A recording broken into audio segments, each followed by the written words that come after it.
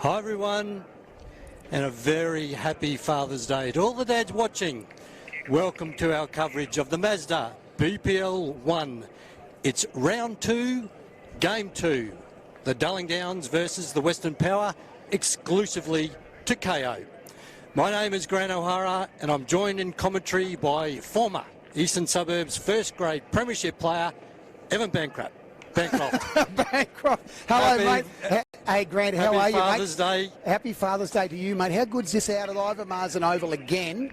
And we've got a great game of cricket coming up. But, mate, happy Father's Day, mate. The two girls, they're looking after you. Oh, obviously not with them today, mate. No, I didn't see them this morning, but we've got a dinner prepared tonight. A dinner tonight. Well, my three girls took me to the Brisbane Lions last night. They lost by 1 point. But we're here today for this game. Mate, going to be a great game. Looking forward to this. Taking a look at the results from round 1 for these two teams. We've got the Darling Dingoes sitting on 2 wins and the Western Power yet to open their account. Mate, the Power need to win. The Dingoes have won 2. This is a huge game for the Power. They're coming off a couple of losses. This is a win, must win, I would nearly say. And the Dingoes are a very good side. And so are these guys. There's some very good local cricketers that play for the Ipswich Hornets. Looking forward to it, mate. And let's have a look at some players to watch for the Darling Dingoes. We've got Sam Truloff. He's 28, he's a right-hand batter. He plays for the Western Suburbs Cricket Club, and he's in the batting form of his life. He's now the competition's second leading run scorer, having scored 113 runs in the 2 games in round 1 at a strike rate at 140. His highest score, 72, not out. Interesting fact about Sam, he bowls both arms. Both hands. Both hands. That'd be a handy thing to do. I wish I could have done that. The Western Power about to come onto the ground. One of the players that I'm looking forward to seeing today, Grant, is Jake Cross. He's a 21-year-old wicketkeeper batter, plays for the Ipswich Hornets Cricket Club, which is his home ground today, which will always help. He's a competition-leading run scorer in BPL 01, Mazda BPL 01, I'd like to say. And he's also he scored 124 runs at striking at 130, high score 53. Couple of others. Harry Wood's coming off a century yesterday in Brisbane Premier Cricket. Great. Apparently he absolutely smashed him. And I'm looking forward to seeing Mick Sipple. He's 40 in his 40s. Plays a bit over 40s cricket in his day. A very good cricketer at South. Still fit.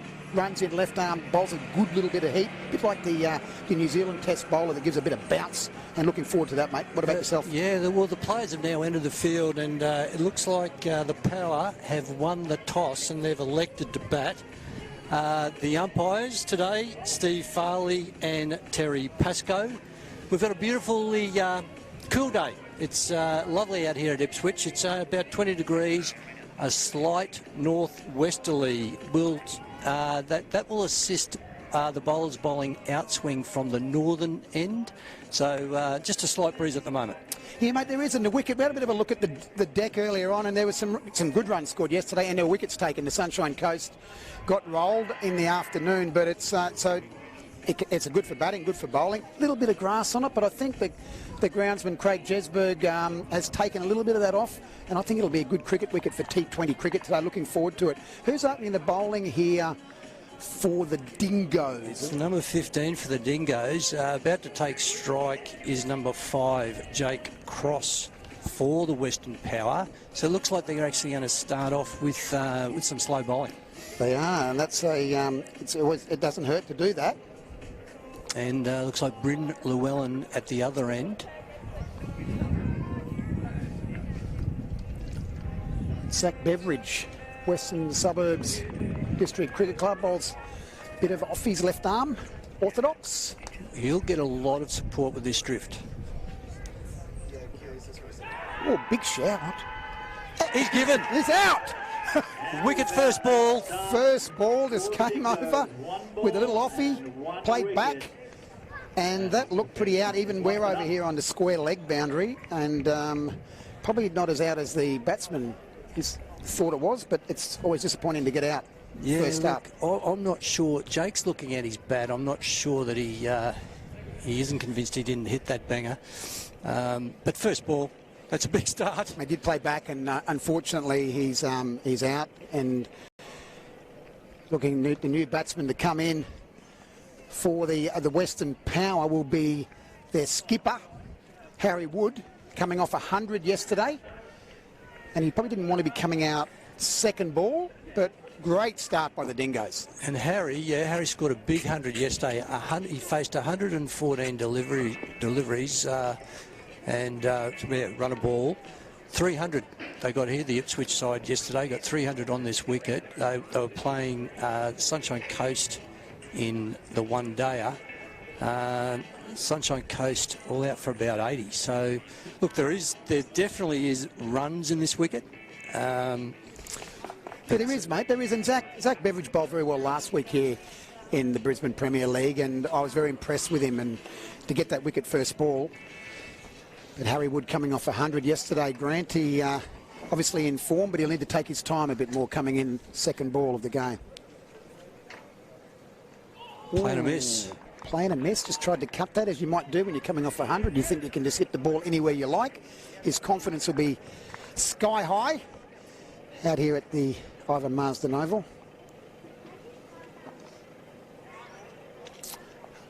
Really good start here. 3 balls, 1 for none. None for it's Beveridge. He's just landed his first 3. A great start. A little flick. You know, Harry Wood, big raps on him as a cricketer, and his brother too, Jack. They've done a lot for the Hornets in the last few years. Have really come on. Drag down and great shot. That's a carryover from yesterday's form. That's the first maximum of the innings. That's a lovely shot. Just a little bit short from Beveridge. He got away. He'd been pitching it up. That one there, he just came over the top as off his can sometimes, Grant. Bowled a bit short. It just sat up, and fantastic shot from the Centurion from yesterday. Little push. And that's a nice single. And takes one. I love seeing that, Grant. I love the guy hits the big 6 off the loose ball, gets a good ball and knocks it away for 1, keeps the strike. That was a good over by Zach. He threw those, as you said, he threw them up above the eye line, made it very difficult, picked up a wicket with his very first ball. And then that one drag down the second last ball, which was dispatched over mid-wicket for 6. No, it was a very good over, and batting at the other end. He's actually got a single, so he's moved down the other end now. We've got Liam Hope Shackle to take up the bowling from the southern end. Liam Hope Shackle, very good cricketer. He's actually playing for the Wynnum Cricket Club this year. Started off his career at Redlands and moved to the Gold Coast. Bowls a heavy bouncer. Oh, nice start. Got the privilege of giving Liam his first A-grade cap at Redlands, Grant. They'd run out of decent cricketers to give caps out, and I got a phone call, and that is a real honour to get. No, that's a lovely honour to get. It was a lovely honour, and I think Liam at the time was a bit disappointed that it was me, but anyhow, it was still pretty cool. So Harry's on strike. Harry Wood. And that's nice a drive. Lovely drive. Yeah, nice drive down to mid-off. Harry is the Western Powers local hero. Now, what that means is that every side has selected one local hero to be their player that wasn't subject to the salary cap.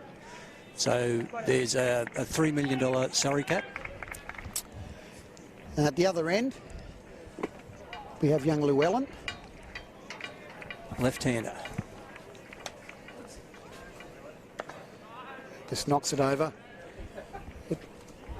Now, Liam Hope Shackley also bats. He played in the Redlands Premiership side in 2016. And he did his part. He took a few wickets, got a few runs. He's a very good all-rounder. Bats well as well. And he's a lovely young bloke. Drive. Down the ground. Slightly uppish, but will that be 4? Yeah. Well stopped. Lovely chase. Yeah, good chase. And that's a nice start. Harry Wood back on strike. They got 3. At the replay there, yeah, no, that was taken well inside the line. Nice start by Llewellyn. Hope Shackley just working out his line at the moment. As we said, he bowls a heavy ball. They've all been up. This might be the one that he might pitch in a bit shorter. I think that's going to be leg buys. As a bowler, what length are you looking for at this stage of the game? Are you looking to vary your length, or are you looking to really hit a spot? But first up in T20 cricket, which obviously we didn't play a hell of a lot in our day, Grant, but I think you've just got to be pretty full, I believe. The guys are settling their way into the game. You don't want to be short. Change of angle there. Hope Shackley coming over the wicket for his last ball. Obviously looking maybe to tuck the left-hander up. Well, that's nearly the perfect ball. Maybe a little bit fuller than that. And I'm looking forward to talking to Malcolm Kasparich later on, because he's going to join us in commentary during the day. It's fantastic to have him with us, former Test and Queensland legend. And it's going to be interesting to talk to him a little bit about that too.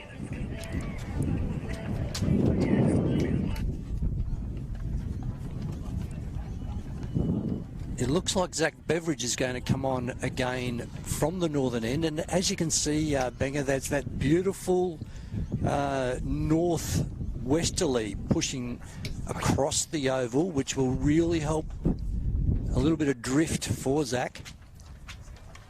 Great use of the feet down, and good single. Brilliantly fielded. Isn't he hitting them well? You can tell that it's just come off. He's just come off a big 100, and you can tell that, can't you? He just hit that so nicely. Great use of the feet. Zach bowled that above his eye line, got to the pitch, and good single.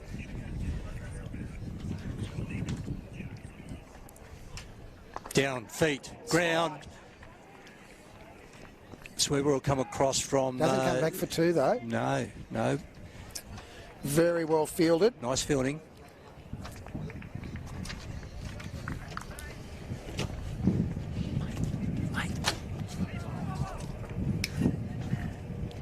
Moves into bowl again. He's on the move, Harry. Just gets a little misfield at mid-wicket. The ball bounces away. Just a couple of little... Just getting started. He's got to be a bit careful here too, though, Grant. He's in a position now at the moment where when you are in that good a form, you've just got to be careful early on, because overconfidence can sometimes... It's just gone straight through him. Has that gone between bat and pad? Let's have a look. See what the umpire... that's called buys. So that missed everything. A little bit of turn. Sort of kicked off. There's a tough one for the keeper. That's really good bowling by Beveridge. I love he's not afraid to throw the ball up above the eye line early. Lovely a little shot. Short, square cut. Straight to point. I know you didn't bowl spin, but is that the key to get the ball above the eye line? Or what do you think? I definitely think so, Grant. Good line. I think a lot of the time in T20 cricket and one-day cricket, sometimes the off-spinners do try and dart it in a little bit too much. If you've got a deep mid off, you've got a deep mid on, you've got a bit of a protection. Obviously now there's only two out, and maybe darting early, but later on in the innings when you can put a few more fieldsmen out, that's when you can give it a bit more air.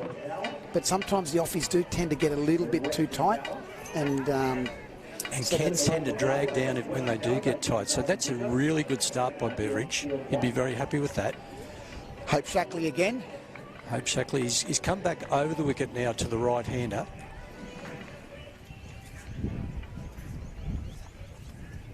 Short, down leg side, no run. Just a little bit short from Hope Shackley at the moment, as he can tend to do. And as we said earlier on, he does have a very good heavy bouncer. It's a lot quicker than his normal delivery, and a lot of the grade guys and the BPL cricketers that we're talking to say that. But sometimes when you've got that good bouncer, you just got to realise that you just use it occasionally. Oh, that's out. Oh, that's bad luck. No, he's had about 3 cracks at that to knock it away from his stumps. Harry Wood, in the form of his life, coming off a big 100 yesterday, and that was a tad unlucky. A little bit of width, got a bottom edge, and the ball ricochets back onto the stumps. That's really bad luck for Harry Wood. It was a little bit like hockey, Grant, wasn't it? He was just trying to get that ball away from his stumps. That's an awful feeling when the ball's rolling towards your stumps, and it's not a cricket shot that you normally practice, is knocking the ball away from your stumps, and unfortunately knocked him over and he's out. Liam Hope Shackley, good start, as you say, playing for Wynnum. He got 40 and a 2 for yesterday, so he is in good form. Lucky Peterson's coming to the crease. Also a good cricketer, nicknamed the Hammer. When you've got a nickname of Lucky and the Hammer, things are going all right. Plays first grade for Souths for the last 10 years. They reckon he brings great lunches to the ground. That's always a good reason to have a bloke in your team. Exactly. Help the boys out. Oils his bat with olive oil instead of linseed. And you know what? He has oil on his Weet-Bix. Yeah, so... He's got a Greek heritage, and olive oil is his thing. That's brilliant. I love that. And he's... it's terrific. That's the sort of bloke you want in your cricket side. I love olive oil. On your Weet-Bix? No, I love it just with the dukkha. It's good. Yeah. Bit of bread. Bit of dukkha. It's fantastic. It's dukkha, is it? Dukkha. I said dukkha a lot when I was batting. Here's Lucky Peterson facing his first ball from Hope Shackley. Short. That's the sharp one. That is sharp. That's the heavy ball you were talking about. And it wasn't called, so it was a fair delivery. Gee, they're coming out nicely, aren't they? Talking about the heavy ball, and we've got Michael Kasprich with us later on. He'll come on and have a chat in a lot more detail than I can do. But we are playing with the Sport Core ball today, the world's first smart cricket ball, used in the Caribbean League recently. Short again. In the air, no, just dropped short. Bounces short. He's bowling nicely. This is very good heat here by Hope Shackley. He's in lovely rhythm here.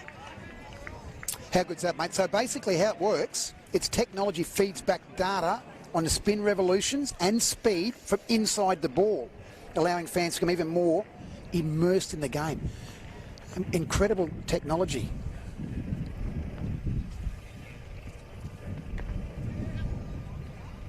That could be a leg bye. Just drifting onto leg stump. Yes, that is a leg bye. So they can see speed and spin in the broadcast as well.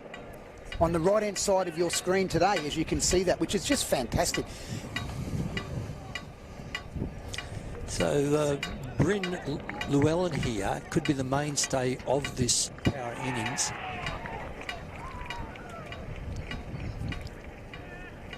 Flash, swing and a miss. Very, very well bowled again. He's in a beautiful rhythm there. So it's great. It'll be great for high performance cricketers. They can leverage this data to improve their skills. So not only from that, it'll also work well once it all sets itself up with the in the commentary and from a viewing experience. So we've got the Western Power 2 for 17 off their 4 overs, and that should be draw the end to the first power play.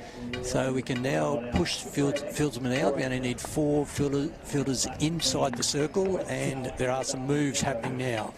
So to change a bowler, Beveridge did well for his first couple, and looking out there, we're just struggling to get the numbers. Who's just coming on to bowl now? It looks like it's McNee. McNee bowled well last week. A few people a bit unfair last week when they were talking about the Sport Core ball. They said when I would have been bowling back in the old days, it would have been good because you could have found the ball because we've got technology and they could say it's a long way away and there it is, down the road. And just confirming that is Brendan McNee, plays for the Southern Suburbs District Cricket Club, coming in from the northern end now. Good start. Well, good start straight to mid-wicket. Run out on. Good cricket. He got home, but yeah, no, I'm looking forward to that. And later on, Grant, I know when Michael Kasprich comes into the commentary, he'll give a lot more detail because he's heavily involved with the Sport Core ball. Part of his business. He's a chairman. I bet you he would have loved to get that feedback, especially the day when he was bowling in India and got 7 or 8 for, I think it was. I think he says he got 9 for, should have. It was a nice pull shot. Imagine the ball that day. You have to ask him about that when he gets into commentary, Grant. Definitely. A little short there, just had time to rock back, square bat, Square batted down to a deep mid-on. Good start. That's a lovely shot. For one. Just a lovely paddle shot there down to fine leg. And he's got into the game pretty well, Lucky Peterson already. Yeah. Lucky looks like he's in form. You can see the good players, Grant, they just have that little bit more time. Yeah, no, sorry about that one. The tripod on the other camera. Playing a miss. Nice, very nice delivery. So he's just working in. Now he's just trying to... They've got those early wickets, and now his job is just to hold up and end, put a bit of pressure on these guys. He knows they're probably not going to go hard. You lose 2 quick wickets. Yep, all good, thank you. You're going to take your time, which is a great time to come on to bowl. Swing down to third man. He'll come across. They'll look for 2. No, they won't get 2. Didn't take 2. Probably was 2. Probably was 2 there, but he's, again, you're thinking about run-outs too. You know, you've got, if they were none for, he comes back for 2 then.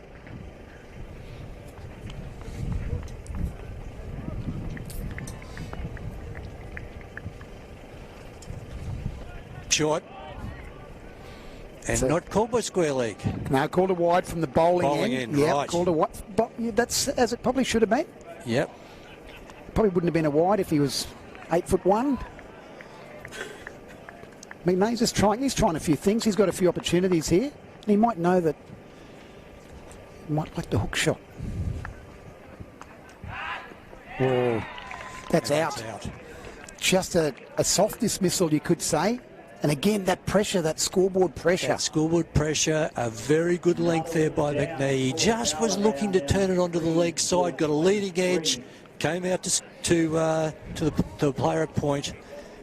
It's tough at this to come in that situation when you're 2 wickets down early. Here's the replay.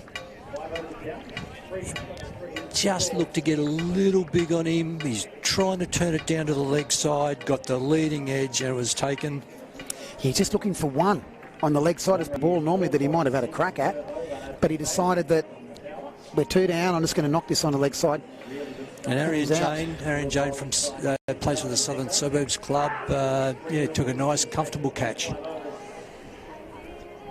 So that's scorecard now. We got 3 for 22 off 5 overs. The current run rate 4.41. The Power will definitely be looking to lift that run rate. They will be now, and I think they've just got to settle in now. Even though it's a T20 game, we're in the 4th over, they just have to take their time a little bit now to rebuild.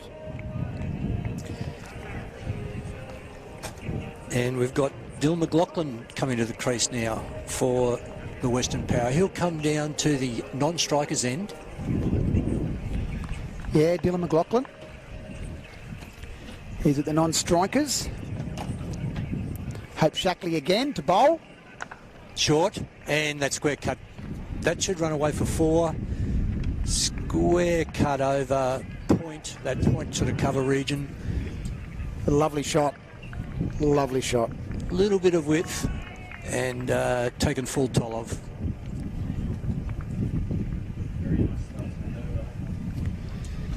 That's just sort of loosen things up a bit for them. Here's the shot again. Here's the replay. Just enough width.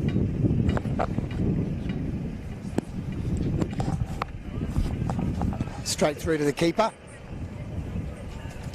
Hope Shackley bowling well now. He's just got to kick that ball up a little bit more. I really do think it's Bryn Llewellyn's role now just to anchor this. See if he can nudge around, keep the score rate going. Home ground, knows the wicket. Oh, big swing and a miss. Just needs to settle down a bit here, Brent. What's the thinking there? The captain bowling Hope Shackley out. Looks like he's on to his 3rd over now. Yeah, but I think he's... if you're bowling well, you're warm. And he might just like to finish off and just keep going. Gets better as he bowls his... Drive down the ground.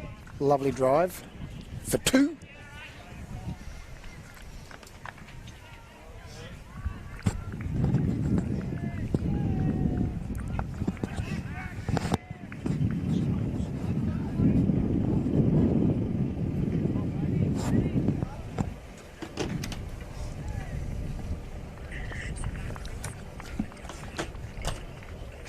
Hope Shackley again. Short, great shot. Sweeper out there at deep mid-wicket. Great shot for 1. Yeah. Settling in a bit more. Yeah, I think Hope Shackley is a bowler that does like to have long spells. He does do that in grade cricket. The new batter down the northern end is Dylan McLaughlin. He plays for the Valleys Club.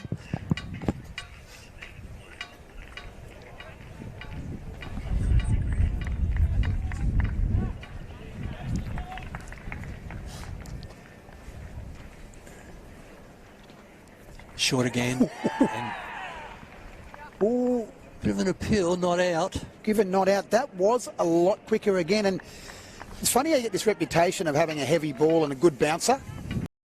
Still three down. Yep. And here's the replay. Hope Shackley bowling beautifully. Oh, not sure what that came with, a deflection, whether that's come off the peak of the helmet. I think it may have. It sort of looked like it grazed the helmet on the way through. Really good bowling there by Hope Shackley. Not a lot of runs at the moment. 3 down. We're just having a little bit of breeze coming through over the top there at the moment. Yeah, that's cool. We're McNay again to bowl.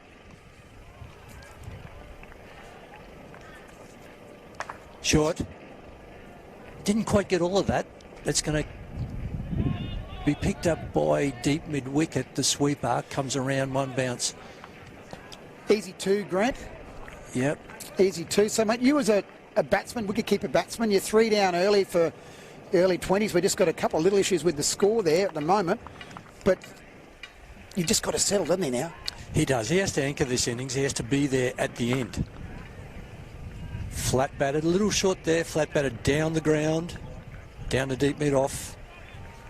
And even though it was clearly only 1 there, I'd still like to see them, putting pressure on the fielder. I'd still like them, really push hard into that first single.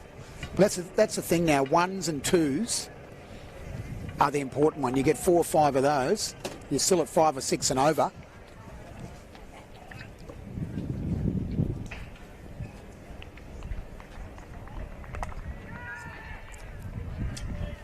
It's got to settle that down a little bit now. The early overs of a game when you lose a few wickets. Just build it up, build this partnership up to about the 10th over. Try and get to about 50, 60, 70. And then you can go hard later on.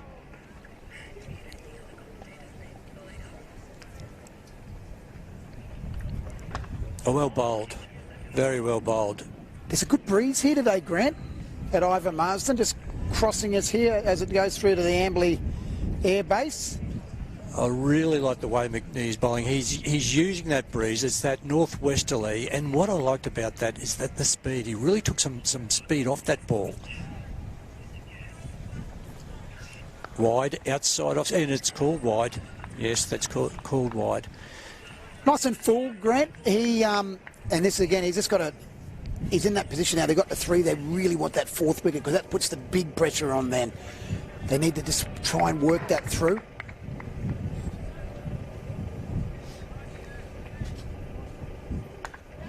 Oh, no. Oh, that would have been very close. Great line and length by McNee. That's difficult to get away. Jamming the batter in to his body. So the Western Power losing those 3 early wickets. Just trying to consolidate at the moment.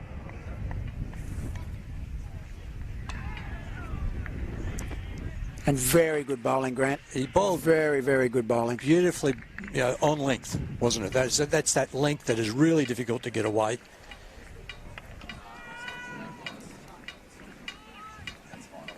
That's the end of the over. Again, 3 down. There's a couple of little difficulties with the scoring at the moment, but we're not in the position. It's only the early overs. The Western Power. Interestingly, there's nearly 400 runs scored in this ground yesterday.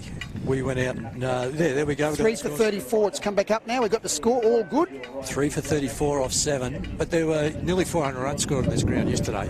We went and had a look at the wicket earlier. What was your summation? I like the wicket with a bit of grass on it because and a lot of batsmen do too. You see a road, like a couple of grade wickets yesterday with no grass on it. Here's the bowler. He's ready to warming up now. Looks like left arm orthodox. It is, and that'll be Savine Nanayakawa from Souths.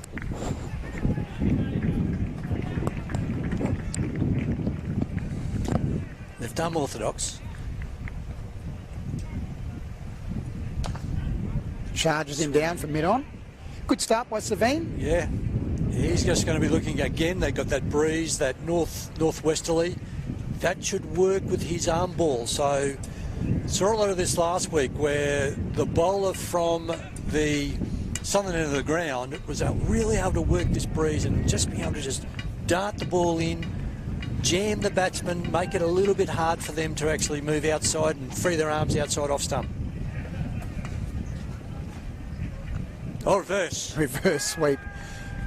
I'm going to, Grant, I'm going to have a spell, bring in a bowler that took 944 first class wickets at 26, mind you.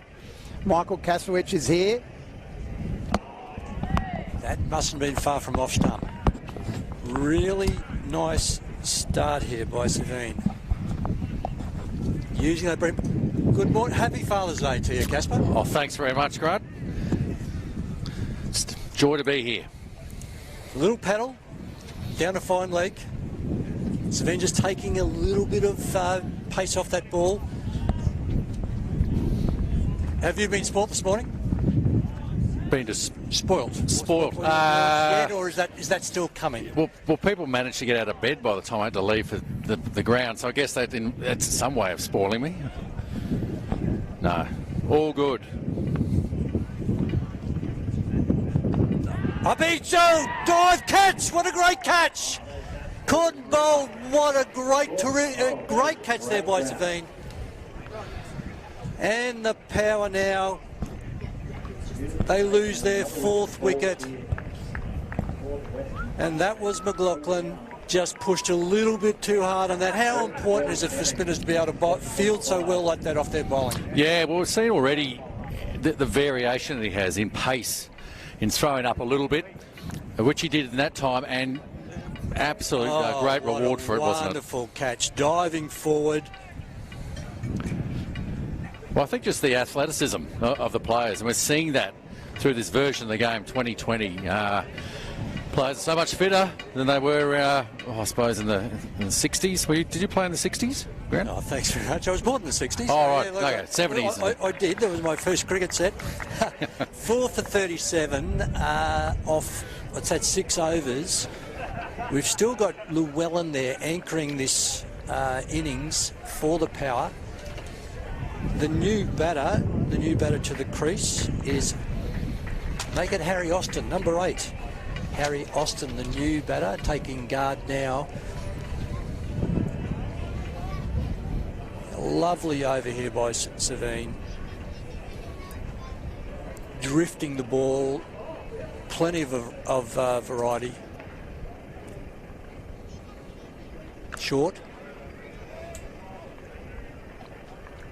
But what a great over. Terrific over there by Savine. 1 for 3 off his first over. He was looking really good. I think, as we pointed out, the variation in throwing it up a little bit more. He's going to get that natural variation off the pitch, but also to the breeze. There's a westerly that's blowing across. So for the ball sort of angling in, sliding into the right-hand batsman, just adding to the variation, but special over that last one. And a little bit of trouble there, 4 for 37. It looks like it's Steve McGiffin to take up the bowling. Bowl him! Great start. Applying, you miss, we hit. And that's, unfortunately, that will be the end of Bryn Llewellyn. And just with the angle from coming around the wicket, but also still a little bit of swing. And with that westerly coming over his right shoulder, just angling the ball back in perfectly to the off stump. So he's bowling around the wicket.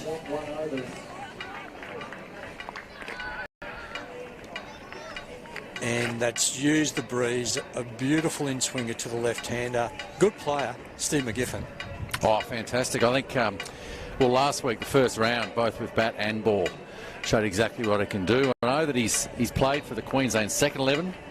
He's been a mark for a number of years, certainly in Queensland cricket. But this is the beauty of this competition.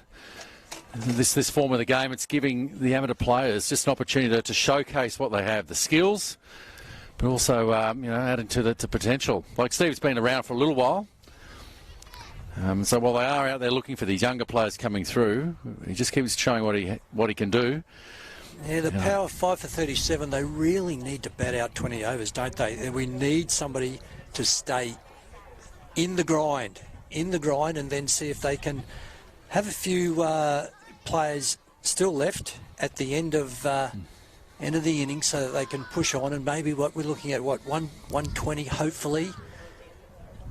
The new batter for the power is Michael Sipple. Speaking of experience, there's plenty there. 41, I think he is. He is 41. Just tucking him up. Terrific start by Steve McGiffin. Coming from that northern end, it's a lovely day for cricket. It's certainly not too hot. It's pretty overcast. Good conditions for bowling. Yeah, well, like I said, it's not hot, which always helps. And there's a good breeze going across the ground. So, well, for either direction, there's some incentive there to swing it. Quick single, and they'll make it. Well backed up there by deep in on. And that's Sipple off the mark now. That's always a relief to get off the mark. Yeah, Fergal, you pointed out they just got to have to start a partnership here, and that's the way they do it, just turning that strike over ones, twos. Fours and sixes aren't going to do it now. They'll come later. So we've got Austin on strike now, and as you say, Casper, Austin and Sipple, if they can just hold this innings together now for the next sort of 5 to 6 overs. McGiffin again, great line. Your summation of the wicket, does it look like it's going all right? Well, it looks fine. I think all those runs that were scored yesterday in the grade game also, it's scrubbed up. Beautiful grounds out here at Ivor Marsden, at Amberley, at the back of Ipswich, and it's great. And the support the local crowd has given. Push forward there by Austin. He should look for 2 here.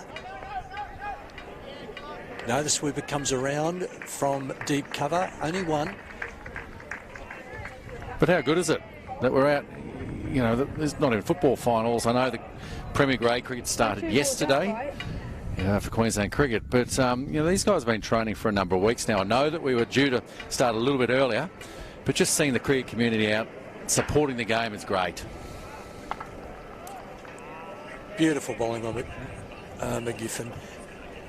Sipple's probably the right man for this at the moment. With all that experience, as you said, he's 41. He's played a lot of cricket. What's he saying now, do you think? Yeah, what's the conversation? Probably just what you were saying is, we'll start off, and you do just see this over out, see the next over, and then just start accumulating. They've got plenty of time as far as the overs left here, and just the key. It always gets easier the longer you're there. That's one thing you'd always sort of talk about out in the middle, and whatever level you're at. Savina bowl again from the southern end. Nice use of the feet. Well played there by Austin. He'll push that down to long off and pick up that single. It's so still important to keep rotating the strike. You have to. That's the only way. The 4s and 6s will come. once they're in, once they're feeling comfortable out there and the gaps will open up. But right now, it's so important just to be rotating that strike, and 4, 5, 6 runs and over is going to start that off. Outside off stump. It's quite a quick ball. A little wide and not called for a wide.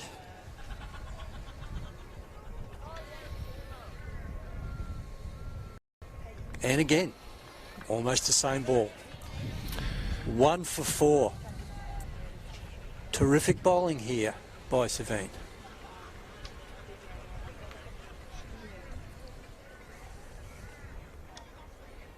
Just on leg, they'll look for 2. The keeper's after it.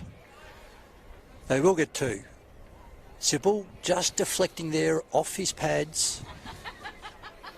That variation, I just love, as we were saying with Banger, getting the ball above the eye line as a spinner. Why is that important?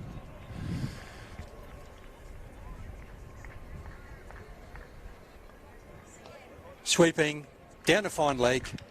That could run away, it does run away. Nice shot there by just veering down leg side there. But just back to, why is it important that the ball goes above the eye line? Well, I think it just changes. Often, so I know at the test level, when the ball does get above the eye line, the batsman will come down at you. And so you want to get that batsman moving in the crease, not keeping them in the same spot. Quick ball, punched nicely down to long off by Sipple.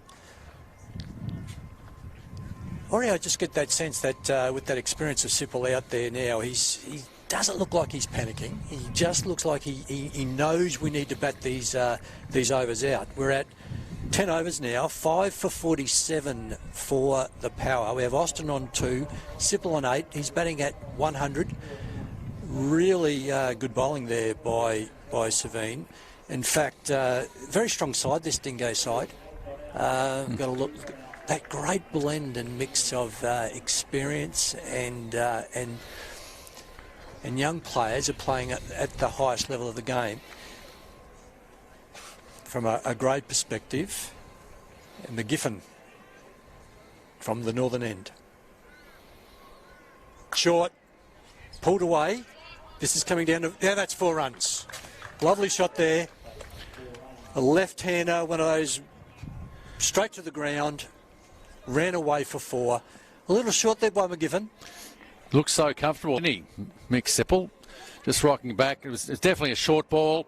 It was there to be hit, and he made sure of that. But I think the placement too. And look, there was 9 runs, 8 runs off the last over, and 4 off the first ball of this one. Square cut down to third man. I think that's, we talked about it gets easier the longer you're there. We've seen Michael Sipple hit 2 boundaries already. He poked around at the start, just got the feel of it. But that's something you can't buy on the shelf, Grant. No. It's called experience.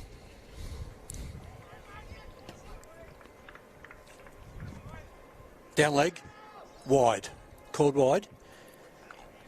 You can just see, I feel that these two will work to this plan. Let's get to ball by ball, but let's get to the 14th, 15th over. Let's still be in at that stage. See if we can take it from there.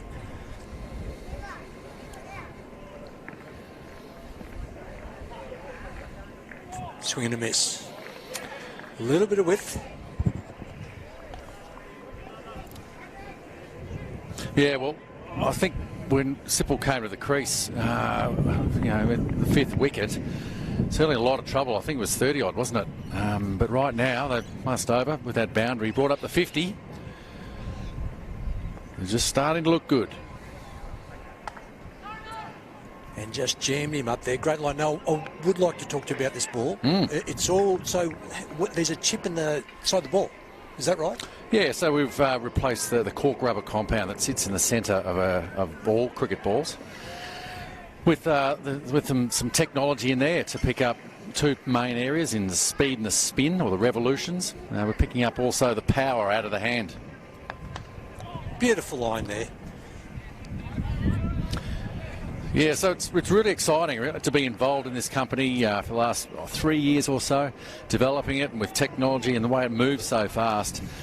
We've got to a point where through all the testing and also, like I said, the improvements in technology, that the ball's actually being used at the moment in the Caribbean Premier League, the CPL, which of course is on Fox Sports 1. McGiffin coming around the wicket there. Again, I just think he's trying to jam Sipple up, ball in close to his into bat and pad there. Doesn't give him any width. But back on the ball, I read an interview that you did on this, and you said a lot of this technology has all been about what's good for TV. But one thing you love about this ball, that there's plenty for the player. They can pick up a lot about their game. That was, yeah, well, right at the start. I think that was, for me, the attraction was that it's the first bit of sport tech that I always thought immediately was for the player.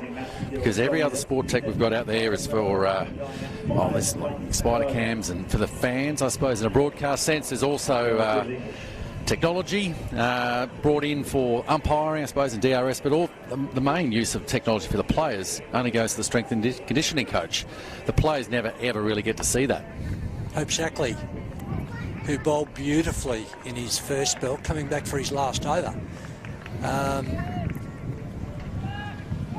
Coming around the wicket, the power 5 for 55. The current run rate's just dropped a little below 5.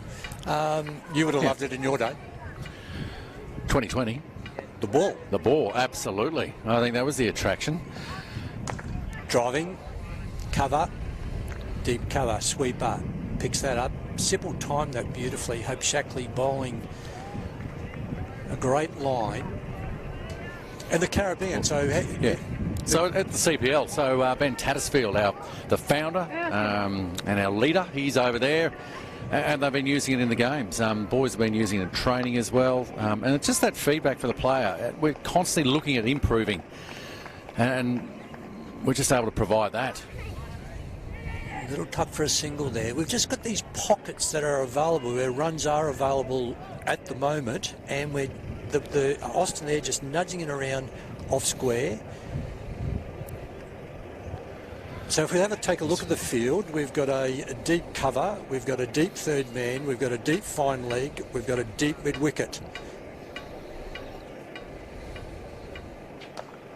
Lovely square cut there by Sipple. The man at deep third man comes across, and they'll pick up two.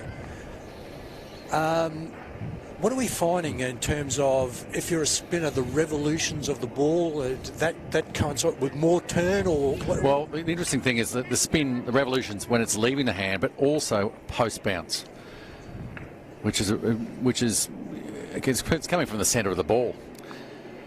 Full toss, swing and a miss. Sipple would be disappointed with missing that. There was a big chance there that free his arms, that could have gone anywhere. So it's after the bounce as well. Well, that's the idea. And also with the fast bowling, it's the speed out of the hand, speed pre-bounce, but also the speed post-bounce is all the data that we're able to pick up.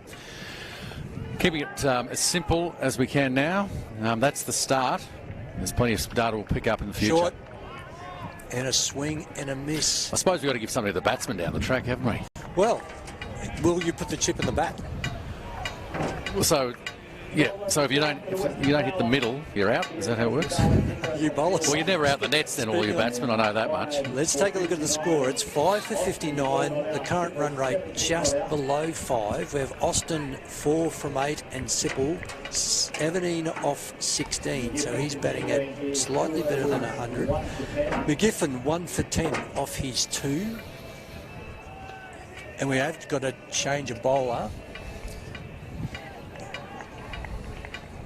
from the northern end. Looks like we've got another one of the big Dingo quick bowlers coming in. We'll pick that number up in a moment.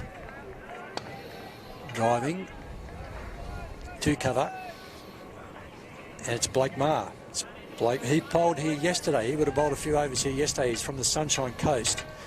As we said, Ipswich 300 here yesterday, so I'd say Blake probably played against Ipswich yesterday. I think he did play it.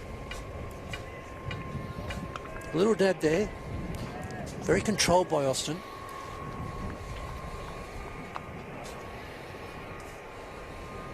And so, any feedback from the Caribbean League? Yeah, I think the commentators are loving it because it's giving an insight for them. Now there's got a bit of context and comparing, but comparing, what the players are doing. But I think that's the thing for a player. You want to get. It's all about feel. What the right sort of feel is as far as your revolutions. Swing. And nothing. I thought he nearly had a wicket there. Must be far away. Oh, just misses off stump. But Sipple freeing his arms there. He's still batting at 100. He is looking like he really does need or he wants to get on with this now. He was too full to pull that ball. Full ball. Oh, they're bowled beautifully, the Dingoes. They have bowled a great line. They've used these conditions really well. So, Casper, tell me, at 5 for 60 off, well, nearly 13 at 4.7, what should the power be looking to get to? What do you think's possible? Oh, well, look, with the number of overs left. Down leg, wide, called wide. And they'll take a bye, but that'll be called wide. Yeah, so with the number of balls left, I think if you simplify it, you'd love to be getting six runs and over, at least. So you would hope there's another 40, 50. Look, anything over 100, I think you'd like. And certainly with these batsmen, with their partnership now, turning that around, I think that the boundaries will open up. Swing. Trying to square cut that. Just missing his timing there. Just bounced on him. A little bit of still moving off that with the ball, isn't off the pitch there. So there's enough incentive there for the bowlers if you're getting into those right areas. You do know the groundsman is this ground. I do know. Craig Jesby. I do know. What a good bowler he was. Full pitch, pushing the single, and they'll make that single. Just behind square, tap that behind square. He was a good bowler, wasn't he? Jez was awesome, yeah, for East at bottom of the oval there. He spent a lot of time there, a lot of wickets, a lot of years. So they've just redone the 6 with 563. Yeah, so whilst Jez is doing the ground, as we talked about before with the ball, when we get the data from the ball, I understand that our viewers are actually seeing at the moment some clips from the Caribbean League. Fantastic. And just I suppose one of the great things has been that, as I said, the players are loving it, but the commentators, Danny Morrison and Simon Dool, as former fast bowlers, they've been absolutely loving it, talking about the ball. Big shout. Down on one knee. Seen bowling very well there. Yeah, definitely give plenty more to talk about, plenty more interest. Well, it's good for us commentators doing colour. Exactly. We can. Exactly. Not that there's nothing to talk about today for as a commentator doing the colour with you being ball by ball. Yeah, look at the drift he's getting there. He's just aiming in, drifting it into off stump. Really hard to get that away.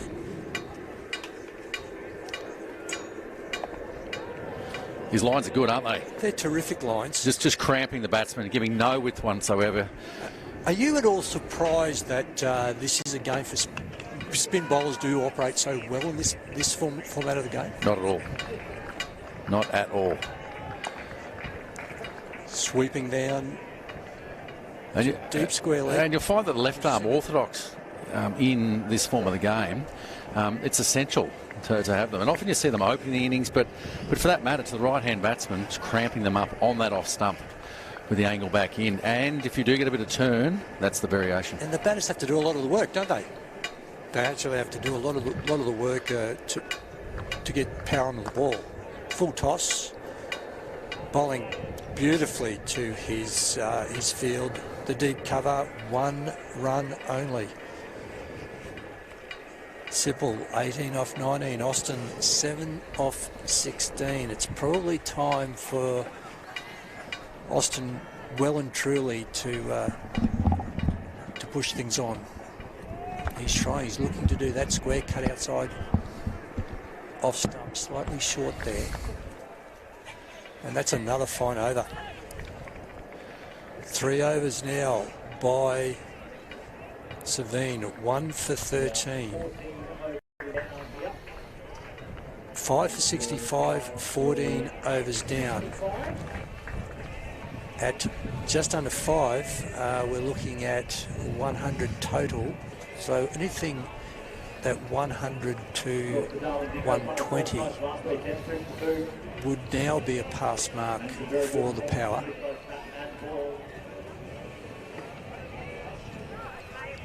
So we've got Maher, it's got Blake Maher's going to resume the bowling from the northern end. None for 4 off 1 for Maher.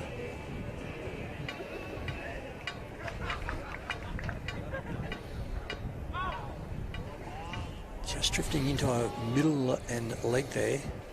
I think Michael Sipple's eyeing off the, well, certainly the leg side, because with that western breeze going across, he'll be hitting with the wind, with the breeze there, and there's plenty of room, always room in the air. But with 2 fielders, 1 forward square leg, and 1 deep mid on, he'll be looking to the leg side for that boundary shot. Or bowled. Precisely where you want to be, giving no width, but also length, and Sipple not able to get underneath that ball. One thing I've been really impressed with the Dingoes today is their length and that line. They've really, very rarely given the power any width to free their arms and really swing things through. Yeah, they have. It's been awesome display, and 5 for 65 suggests so. Just down leg, flipped off the toes there by Sipple. Square leg comes around, picks up. They'll get 2. Well, that's the thing. If they're angling the ball in the left-hander, he's going to naturally want to, but to hit it to the leg side. The boundaries are, they're not picking up those boundaries at the moment, which is making life difficult for the power. And that's it. There's one. That's the one he's been waiting for. That's in the slot, over, deep, long on. That's 6. Beautifully hit there. There's your boundary, and what a shot. A big one at that. Great shot. It's cleared not only the boundary, but also the fence around, and looks like it's headed right down towards, there's a little creek down the bottom down there. Yep. The locals actually say this is the northern or the creek end. Well, that could have well and truly. Now, do we find the ball with the chip? Is that how it works? Well, we haven't made it float. but they'll endeavour to get, I suppose. But, like, there's no snakes down there, is it? Scares away snakes.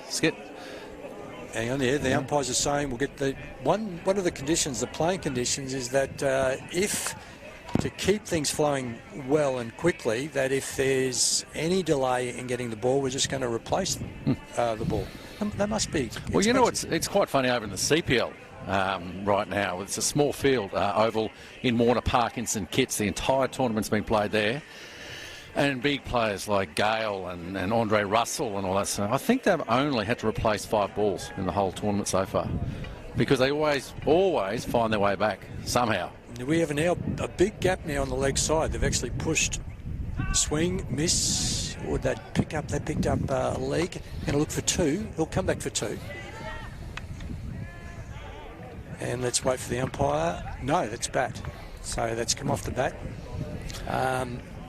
Look at that. Look what's happened there, Casper. We've had 1 big hit, and it was a big hit. But now we've pushed. Now we've got a lot of space here on the onside where Sipple can turn 1s into 2s.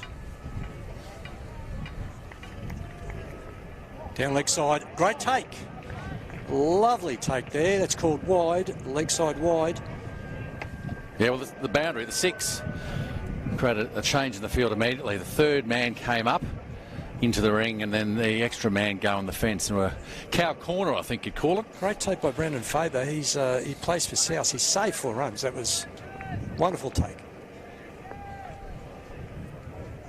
Full pitch, down to long on, and it's caught, dropped. Oh, he juggled that 3 times. I'm sure he thought he had it. I think we all thought he had it, and then it hit the ground. Well, with that one, I'm going to hand over to Banger. Thanks, Casper. Thanks, Fergal. 5 for 77. Chance there to turn into the 6th wicket of an innings, but unfortunately couldn't quite hold on to the catch. He juggled it 4 times. G'day, Casper. How are you, mate? Banger. Good. I'm great, thanks. Get a job in the circus. He's had 5 times, I think. Well, we all know there's no such thing as an easy catch. It certainly looked like when it's come to him quite simply. It's still a matter of containing it and take it in. 5 for 77. Bit of a mini fight back. So it's developed. So, Casper, we're in a situation now where at the 15 over mark, and these guys are batting pretty well. They've pushed the score to 77. So what sort of target are we looking for now? Well, it's 40 runs, the partnership, right now.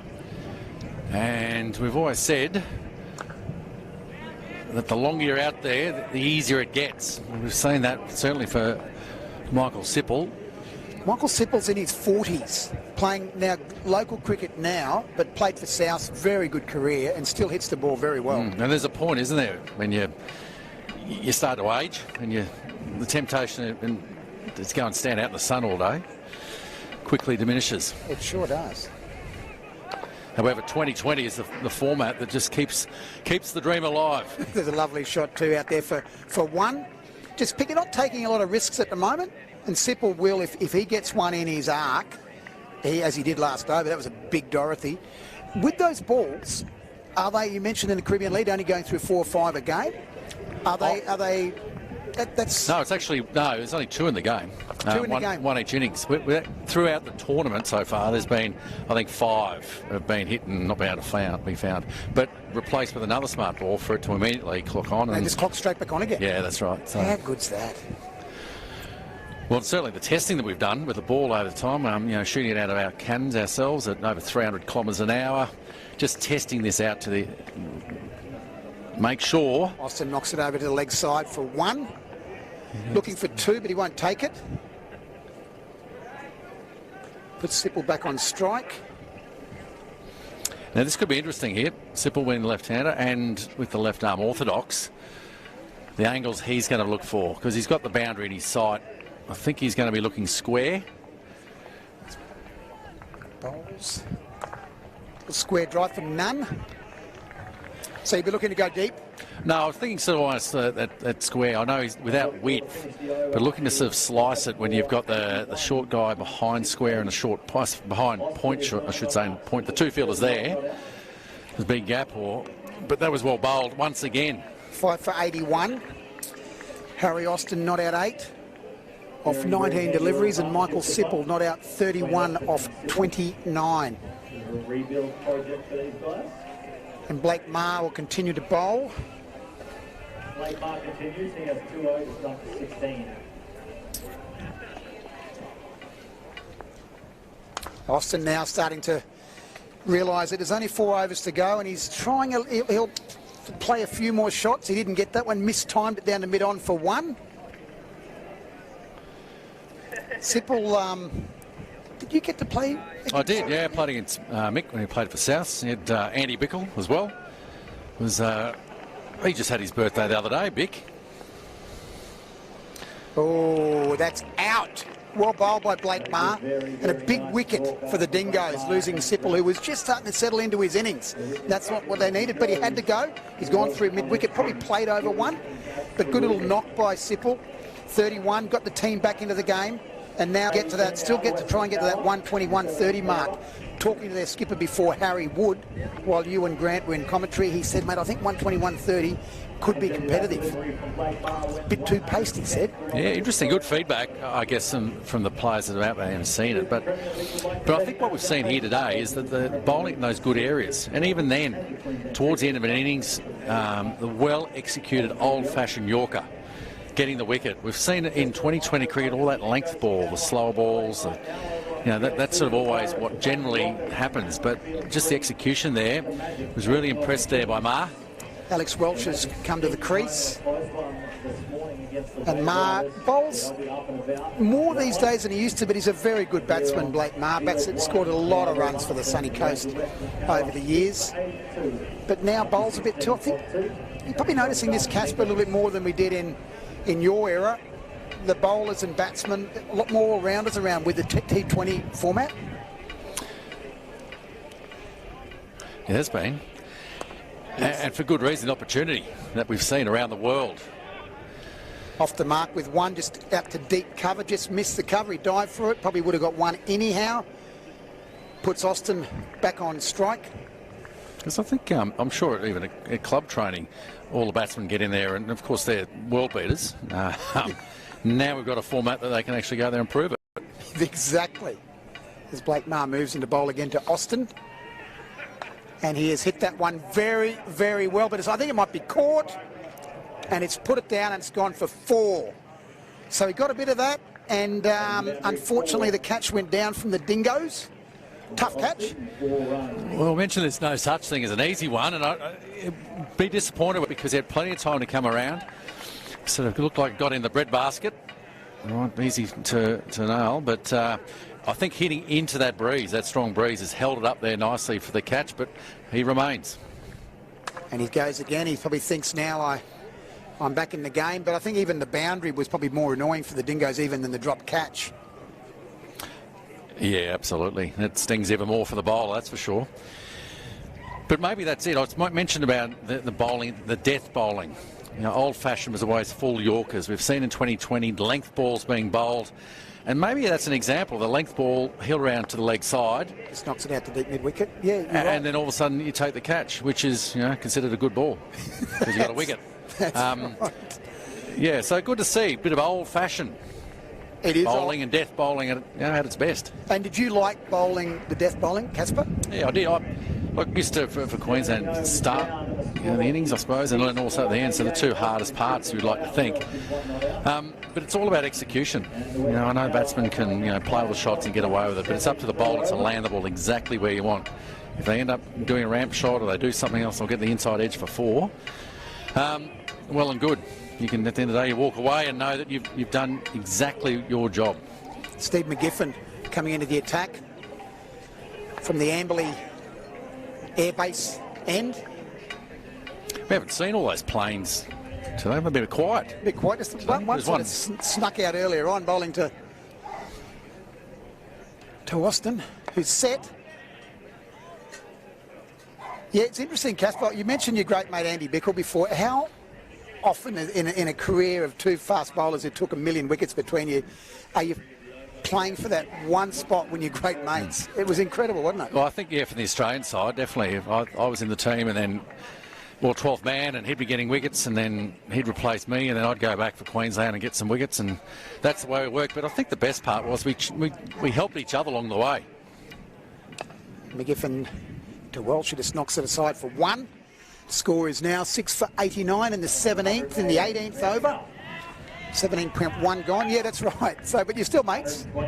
He actually lives 100 metres away from me. Oh, no. Right now. So I did spot him this morning. He was back in his boat back in his garage. He went out for a fish this morning. Is that on a trailer? That'd be too big for him. With Bicker may have one sitting in a marina. He's going to need a bigger boat. Moves and bowls. Goes for the big hit. Gets it through mid-on. Outfield's quick enough that could run away for 4, and it does. A very handy 4 for the Western Power. They needed that, and they now just sort of need to push that along a bit more. That's what they needed. Casper, we were talking about earlier on. Trying to get up in that 120, 130. Well, and look, with a couple of overs and all these balls, absolutely. Seeing it really well. So Austin now is 20 off 25, and it's amazing how quickly that run rate can come up. He was struggling a bit early because he had to be. He was just knocking him around. Yeah, but he's got his eye in now, picking his zones. And just knocks that down through square drive, but it is straight to third man for 1. But they'll take that at the moment. I know we are in the 18th, but they're ready to go. They've got 4 wickets in hand now, and it's probably past that stage of consolidating. Well past that now. We've sort of got to close it out. But even back to that execution there by McGiffin, that being a Yorker and outside off stump was very well done. It's only the 1 down to the third man, but certainly the leg side they'll be targeting with this strong breeze.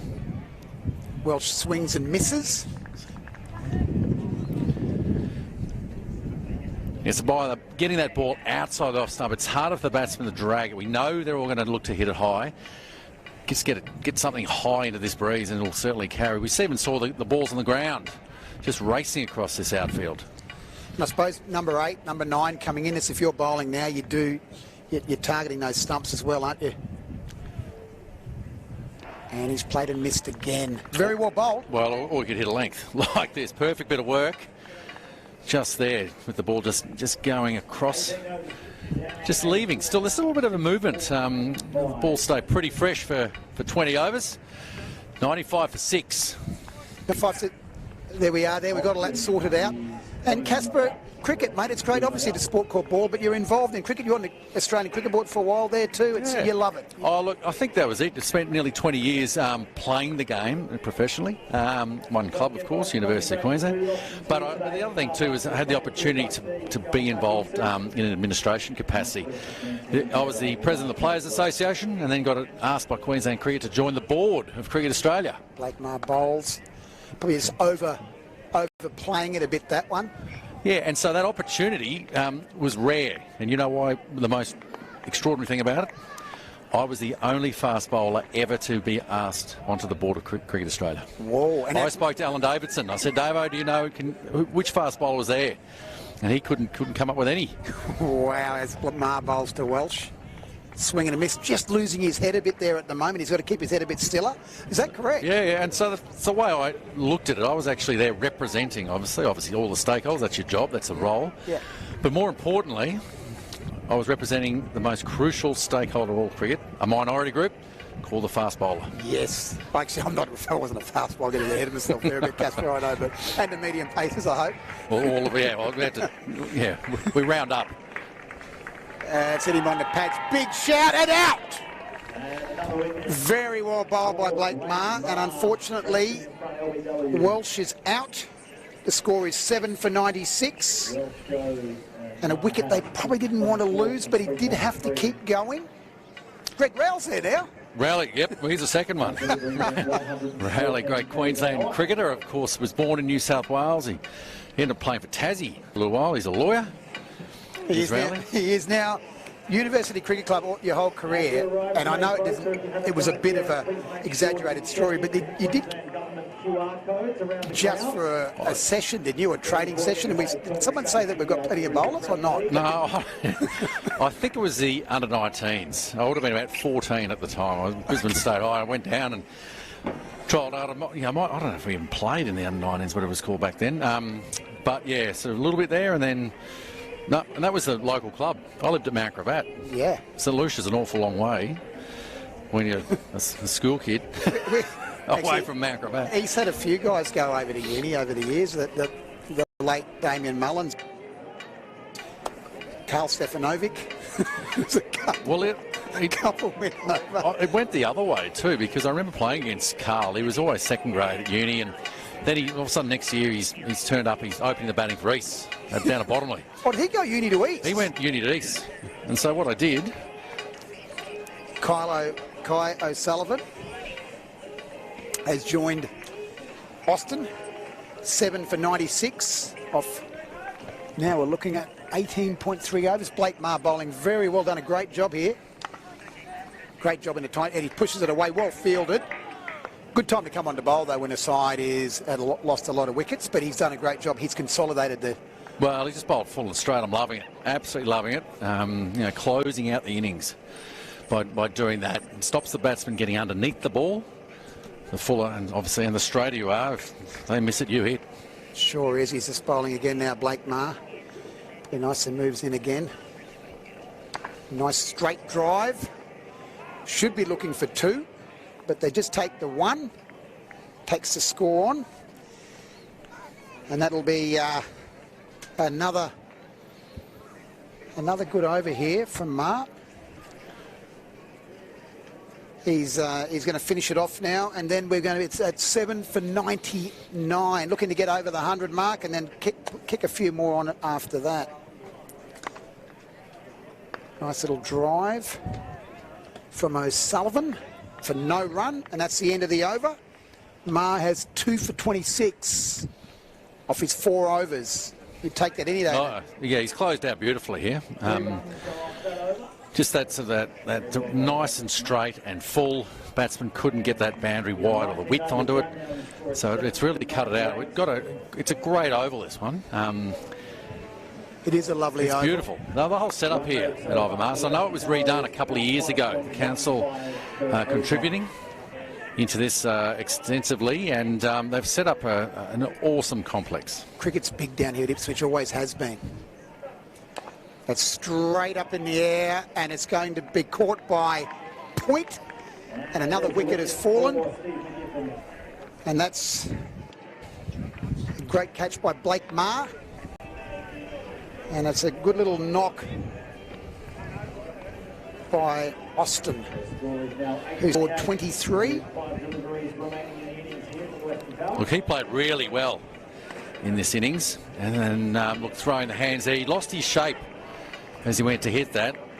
Sort of come inside out of the ball and just managed to skew it up high in the air, and a really simple catch there, and just on point.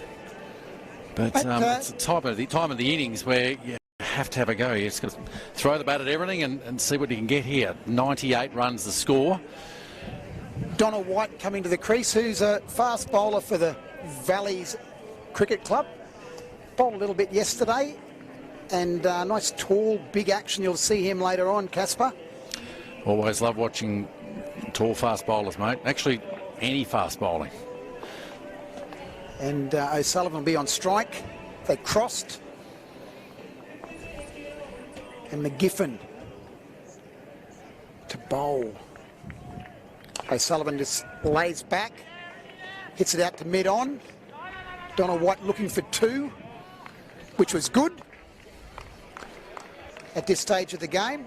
Andy Bickle and yourself, mate, that must have helped your career as well, though. Everyone talks about, you're both playing for that one spot a lot of the time in the Australian Test side, but you did work together, train together. Yeah. And I think that too, because that performance, everyone's helping out. We'd like to think that was what we introduced to the Queensland team, or any bowlers, fast bowlers coming through, or lots of sharing of information. McGiffin to White, and that is a great shot for a tail ender. It's a very typical shot. He went for the big one, his head lifted, but he hit it down the mid-on, got a single. That's all he had to do. That's it. And that's the 100. The 100's up in the 20th over, and it's just swing and swing and swing. Now, let's see if we can find the fence. Shot. Oh, hits the stumps. Looking for 2. The straight drive that hits the stumps. The fast bowler, that was a cool thing, wasn't it? Because it saves it going for 4. Yeah, but now he's got mid-on, mid-off back. Of course, you're hoping it's still only going to be 1. It'll be a miss hit. They might get 2. But when you bowl one, when you bowl that half volley and he smashes it into the stumps, they get no run. It's sort of like you feel like you had a bit of a win. Like an extra fielder, you reckon? Extra fielder as he moves into bowl now. And White just plays a little guide and he gets through, but it'll only be 2 as he comes back. 2 handy runs. The score goes to 8 for 103. All set for the last ball. And for the last ball, it'd be nice to get a big 6 to finish off the innings. Just keep your head, Whitey, and whack it. In comes McGiffin, and he's hit that beautifully straight, and that will go for 4. Wow. A great finish to the innings. 107, obviously not what they would have wanted when they went out to start this innings, but now they've got to go and bowl very, very well. Well, look, great recovery. I think Mick Sipple coming in and turning that around. They needed that partnership to reset the innings. They did that and saw the benefit of that by getting some boundaries later in the innings. And look, I think where they were, they'll be absolutely delighted with that score. 107 for 8. At the same time, I think the other guys were pretty happy. Yeah, they'd have to be happy. The Dingoes also coming off 2 wins. They're playing with confidence. They're bowling well. They're knowing they're bowling in the areas that you need to bowl in. They'll come out, and the batting lineup they've got with Truloff and a few of the other players in that side, they'll be very confident they should chase down those runs. But you look here for the Western Power. Mick Sipple, 31 runs off 30 balls. Harry Austin, 23 off 29. Bryn Llewellyn, 17 off 20. Harrison Wood, 10 off 12 in the bowling. 3.5 overs, 2 for 22, actually 4 overs for McGiffin. 2 for 22. Blake Marr, 4 overs, 2 for 26. And Zach Beck, 2 overs, 1 for 10. So well done. It's a not a big target, but you never know in cricket. Well, I'm not even going to say it's funny. You know that there's going to be, they're going to need early wickets, put a dent, but at the same time, the Dingoes are going to get out there and want to make no doubt with it and start the innings well. Looking forward to have a little bit of a break here at Ivor Marsden, live on KO. Thank you, Casper. Thanks. We'll see you soon.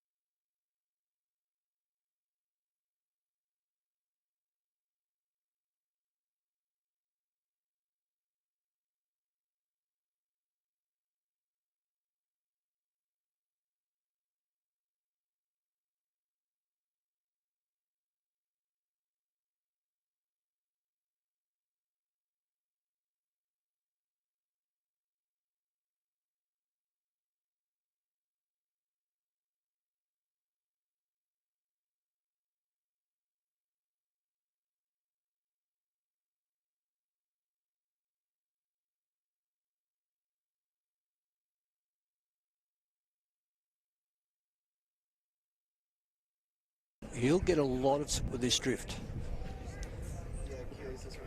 Oh, big shout.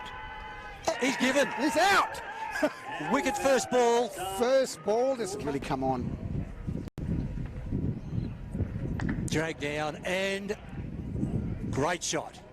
That's a carryover from yesterday's form. That's the first. Doesn't really come on. Drag down and great shot.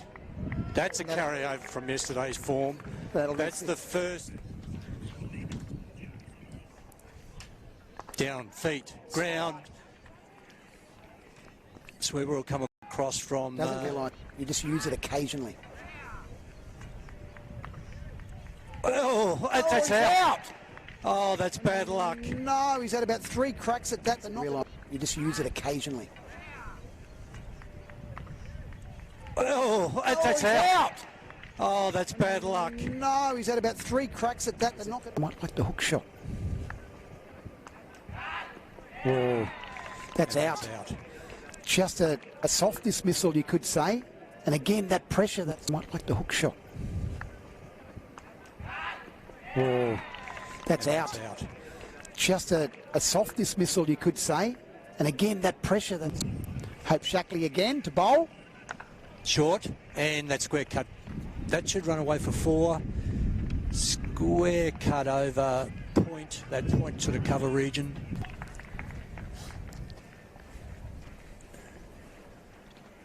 Short again. And oh, bit of an... Oh, no. Oh, that would have been very close. Great line. No, all good. I beat Joe. Dive catch. What a great catch. Couldn't bowl. What a great, great. It looks like it's Steve McGiffin to take up the bowling. Bowl him. Great start. Applying. You miss. It looks like it's Steve McGiffin to take up the bowling. Bowl him. Great start. Applying. You miss. From the northern end. Short. Pulled away. This is coming down to. Yeah, that's 4 runs. Lovely shot there. From the northern end. Short. Pulled away. This is coming down to. Yeah, that's 4 runs. Lovely shot there. You know what the right sort of feel is as far as your revolutions. Swing. And I think I thought he nearly had a wicket there. Must be far away. And that's it. There's one. That's the one he's been waiting for. That's in the slot. And that's it. There's one. That's the one he's been waiting for. That's in the slot. Full pitch. Down to long on, and that's caught. Dropped. Oh, he juggled that 3. It was, he just had his birthday the other day, Bick. Oh, that's out. Well bowled by Blake Maher. And a big ball again to Austin. And he has hit that one very, very well. But I think it might be caught. And it's put it down and it's gone for 4. So he got a bit of that. The medium paces, I hope. Well, all of well, we had to, yeah, we round up. It's hit him on the pads. Big shout and out. Very well bowled by Blake Maher. And unfortunately, well, the medium paces, I hope. Well, all of well, we had to, yeah, we round up. It's hit him on the pads. Big shout and out. Very well bowled by Blake Maher. And unfortunately, well, it's big down here at Ipswich, always has been. That's straight up in the air, and it's going to be caught by Point, and another wicket.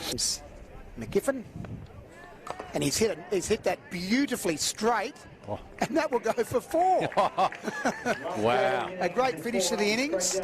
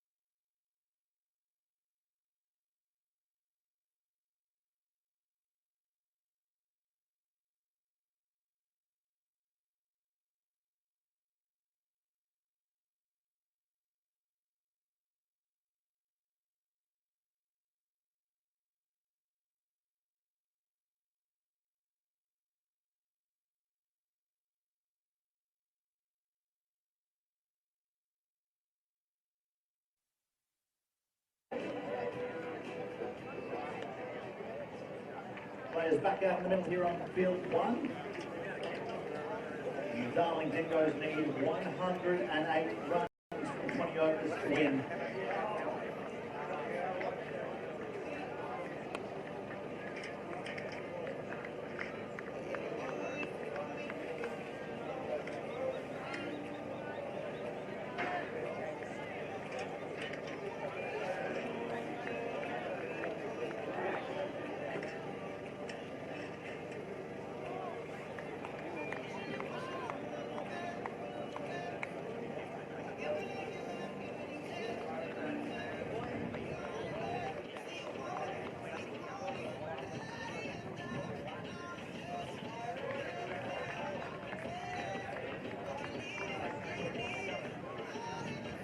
White's opening the bowling. He bowls for Valleys.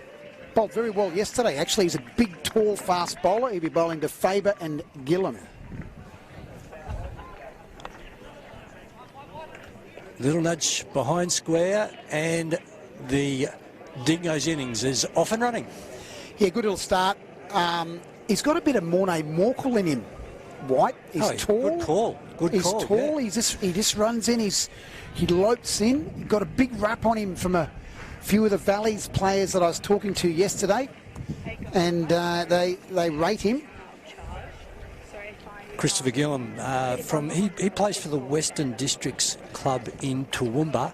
Will take up strike.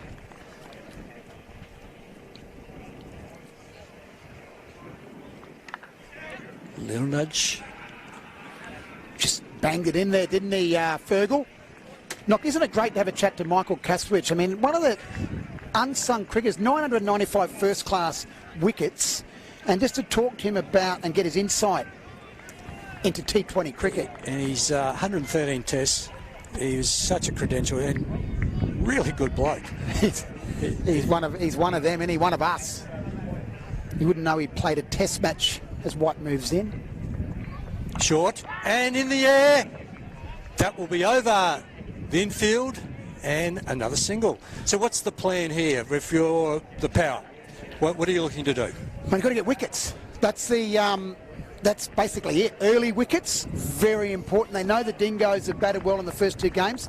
But the Dingoes, probably the big thing that they might be looking at is a bit of overconfidence from the Dingoes. But they've just got to get early wickets and put scoreboard pressure back on the Dingoes. It's a great cut. In the air. That's out. That's exactly what we just said, what they needed. They needed that early wicket. The way he played there, I thought that was going square, but it's gone down to mid-on. That's a catch down to mid-on, and that's a wicket. Exactly what they needed. Needed bottom of the bat. He just laid back, tried to hit it straight through mid-wicket. As you said, Grant, you can see here on the Mazda replay, he just gets back and doesn't get all of it. Bit half-hearted.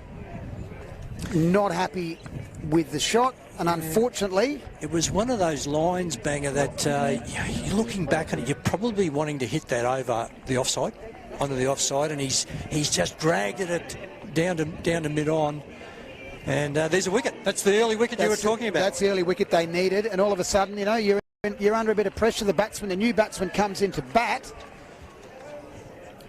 Is Truloff.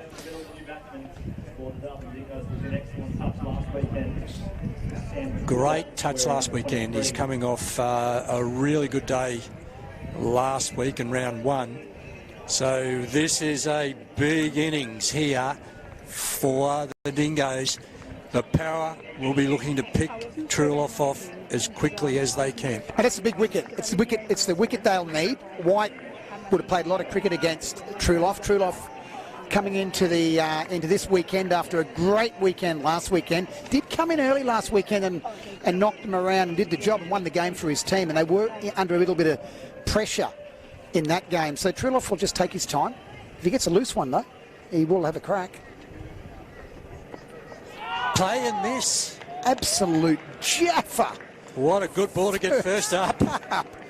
He scored 70. He got 72 not out last week, and he was striking at 140. So he probably just want to get in and get his innings going and then go. But what a good ball to get first up. That was a big off cutter. A big off cutter. That's the one you don't want to get first up. And the form that Truloff's in, it's the one who didn't get a nick on it the way he's going at the moment. And let's say it was a bit pushed out wide. Yeah, it's got a wide. It's funny, isn't it, Fergs? When you're in form, you're seeing it so well, sometimes you do get those nicks. For sure. That's just the quirkiness of cricket. Don't know what there. He just looked back at the umpire. I think he thought it was maybe close enough to the batter not to be called a wide. Remember Greg Chappell saying we got all those ducks many years ago that he was actually in quite good form. He was just nicking a lot of them here as he moves in again. And that's the old French cut. That's going to go down to fine leak. Drag that from outside off. He'll pick up two, and Truloff now is off the mark. Not confidently off the mark. The old French cut. Isn't it funny how they call it the French cut? I don't think the French played a lot of cricket. They had another name for it too, didn't they? But the French cut. Let's take a look. 1 for 6 here for the Dingoes. Faber on 2, Trilloff on 2. White picks up 1 for 6 in his first over. That's exactly the start that the Power were looking for. A good start from White. A good start. And this Sam Trilloff plays for the Western Suburbs Club, but big 170 last year. He's a good player. He's a good player. And we've got Sean Lutter, big, tall, fast bowler from the Ipswich Hornets. A very strong influence in this side, the Ipswich Hornets side, in this Power side, Power team. It sure is, and they seem to be, even though they only got a small total, there seems to be a very good spirit. The boys were having a bit of a chat over there and a bit of banter. Oh, what a delivery. What a great start. Fantastic ball. What has that done? It's just pitched beautifully, and then it seemed to just keep going and lifting. I tell you what, outside off stump. What a great start. Mr. Faber there with that first one that he got. That was a beautiful ball. Let's take a look at this. That's a great ball. A big leg cutter to the left-hander, a big off cutter to the right-hander. What a screamer. Oh. And the next ball just off the hip, and it's taken down there behind square. Good comeback by the batter. That's a Dorothy, a big 6. Someone said yesterday, I said Dorothy or last week, and Dorothy Dix, it is an old term, and I probably shouldn't use it, but that was a great 6. Sure was. He's just whipped that off his hip, and that's gone for 6. Of course, because we've got the power play at the moment, we've only got 2 fielders out. One's a deep square leg on the onside, and the other one's that deep third man. So that indicates maybe we could see a few shorter balls just back of the length end, nudged away, and there's a single. That's important one there for Faber. He's hit the lovely 6, got a Jaffa first up. Then he got one that he could get away, and then knocks a single, puts Trilloff back on strike. And Trilloff will enjoy that, because all of a sudden he's got someone out there that's knocking it around and hitting the loose balls as well. And we've got this left and right hand combination, have we? No, we've got Trilloff it down. We have Trilloff will. I'm looking forward to this. Ladder to Trilloff. Short and swung. Looking for square, got the top edge, goes over about where third slip would have been, down for 4. And that's the thing, isn't it? Look, you set your fielding for a square wicket shot, and there's still plenty of room in deep when you can only put two fielders out. There was, but there is a deep third man down there on the boundary, but he got it fine enough. But when he first hit it, Trilloff's in enough form, maybe he did deliberately make that a bit finer. He'd know that fieldsman's down there, and he got it finer. He just took it underneath and took the boundary. So that's 11 off the over now after that perfect ball first up. Ludder will need to just try and finish this one off. Yeah, 6 for Trilloff off 3. And that's called wide. So, yep, we've got Trilloff has come out clearly in form. Ludder maybe over-trying perhaps. Yeah. Just, tell me as a bowler, are you looking, even in this format of the game, trying to get into a rhythm, just try and get things going, or are you looking to vary your bowling as much as you can? I think you are, but after going for those few there, he just needs to get his radar back on. That's better. Which he did then. So a little bit drag, a little bit of a pace off, and as you said earlier, and Casper said earlier, still good cricket bowling still works in this format.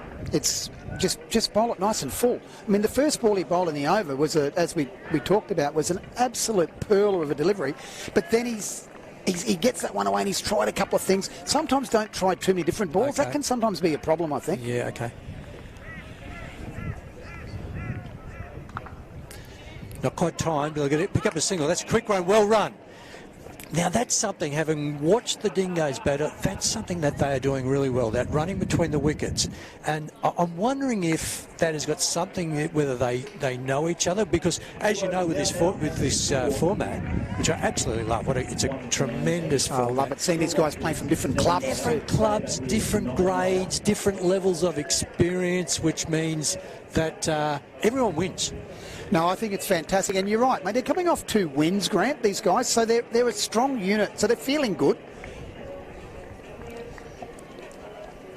Change of bowling, is it? No, it's still White. I think it's still White, yes. And have a look at this action. I mean, he runs in. Lovely action. Jumps into the air, comes over. Driving. Lovely shot. It won't go for 4. They're looking at 2, and they'll stick with 2. Now, let's just double check on that. This is White bowling for, yeah, this has been doing a White. White from the Valleys Club. I'm just watching his action there. We talked to Morné Morkel. I think the difference in Morné Morkel at this stage in White's career is his left arm could probably get a little bit higher, and he'll get a little bit, probably an extra yard or 2, as Morkel gets his left arm a lot higher, as you see him running in here. That was better. That was better, and it's just cramping the batter there, and it just makes it a little bit harder to time the ball. I really like his action, though. He's very economical, and I'd say he's got, as he settles into his cricket, he's going to be, he'll build up a bit. He's a bit of a cricket journeyman too. He played overseas, he played at Foxton, and he's played for Parramatta in Sydney. Oh, well bowled.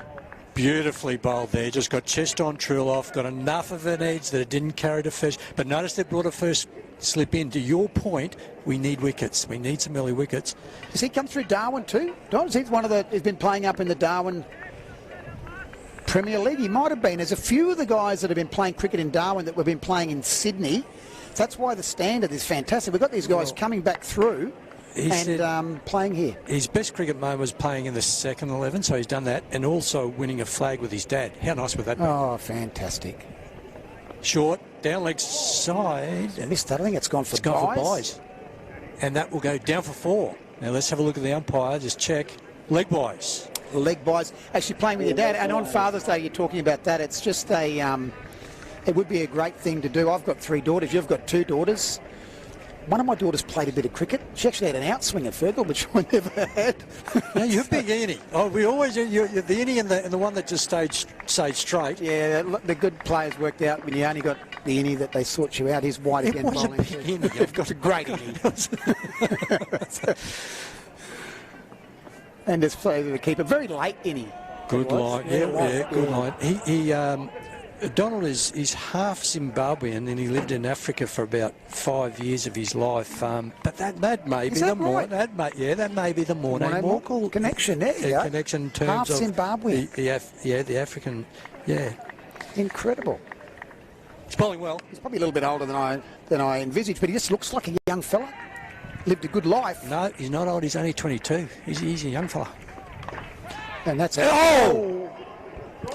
That was a terrific ball. It got big. Unfortunately, it's gone down.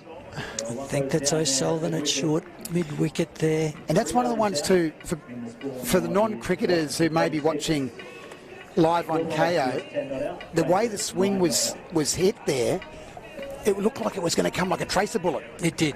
But he got on the bottom of the bat, and it came a lot slower to him than he thought. Yeah, and you catch goes down. Well, sometimes you've got a caught before you've got a caught. I believe that was the case. I mean, it looks into the live eye that it was a very itch, but it got there a lot slower than he thought, and he'll regroup. That's a life for Faber. A little nudge there through cover. They'll look for 2. They'll go back for 2. Yes, that's lovely running there. Take 2. The score goes to 1 for 26. Faber on 9.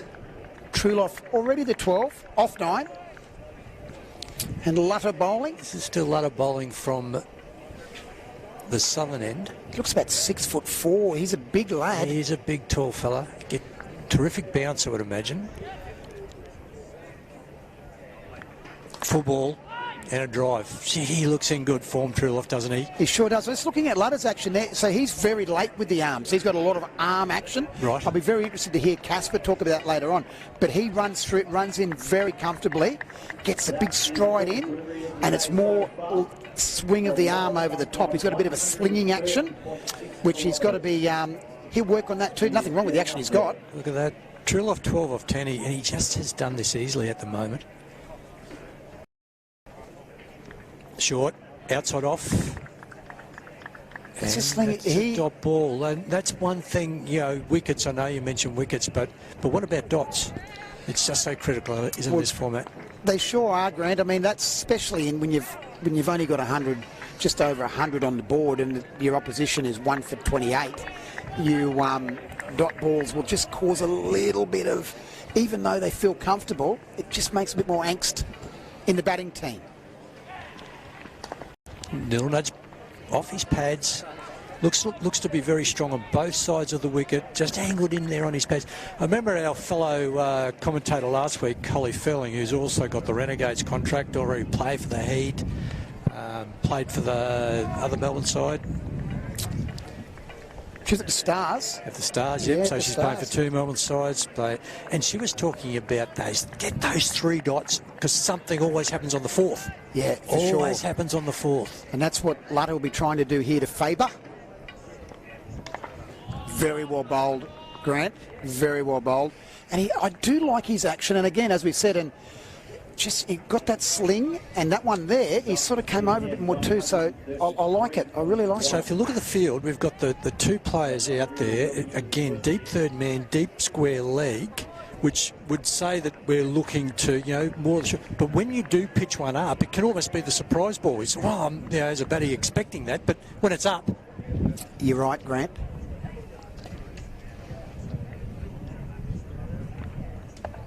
Off his pads, behind square, and well fielded down there by deep square leg. Cover coming across.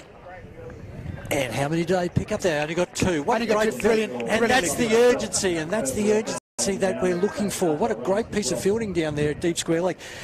You know, specialist, you know, by players that actually field in those particular positions.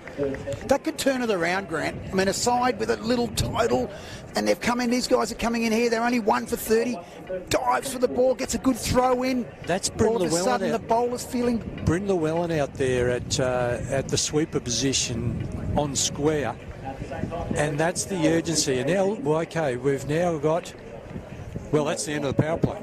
So now we can have the fielders out. So if you take a look around the field now, I don't even mind that. I mean, the power play, I'd actually be tempted when you've got a target like that not to put too many out at all. Well, it looks like that's what they've done. In the air, and that's safe. It'll be fielded out there by Sipple. Sipple chased that out. He did look a little bit ginger there, Sipple. That's the over 40. That's the over 40. Loving it, no doubt, and he batted so well. He got a lovely 30 there. I'd like to see him bowl today. I'm looking forward to that. And I think he bowls very well. I mean, I would have loved to see him bowl a bit more in his day, but now he runs in with that left arm. How much would he be enjoying this? Oh, it's fantastic. Playing I love with it. the younger players, being able to share his knowledge of cricket. As White moves in. Driving, beautiful drive. The classic cover drive being chased out there, and that'll go for 4. Go all the way for 4. And he's not a part-time player in this side, by the way, Sipple. He's not coming in because he was a good cricketer in the old days. He's still a very, very good cricketer.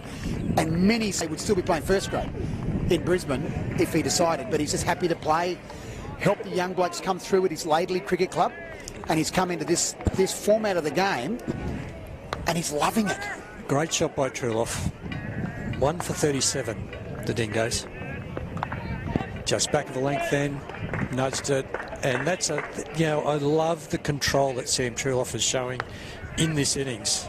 That's what he's about, Truloff. He knows if he gets a loose ball, he'll hit it for 3 or 4 or 5 or 6. But he will knock around those 1s and 2s. And there's no scoreboard pressure. And that's why and he also talks. Did you see that at the end of the last over? He went down to Faber and he said, mate, come on, mate, we just take our time here. Don't play the loose shots. You're going fine. White's bowling really well. I'm impressed with him. Morne Morkel look-alike. Short. Here's a chance. Down to square. And one bounce into the boundary.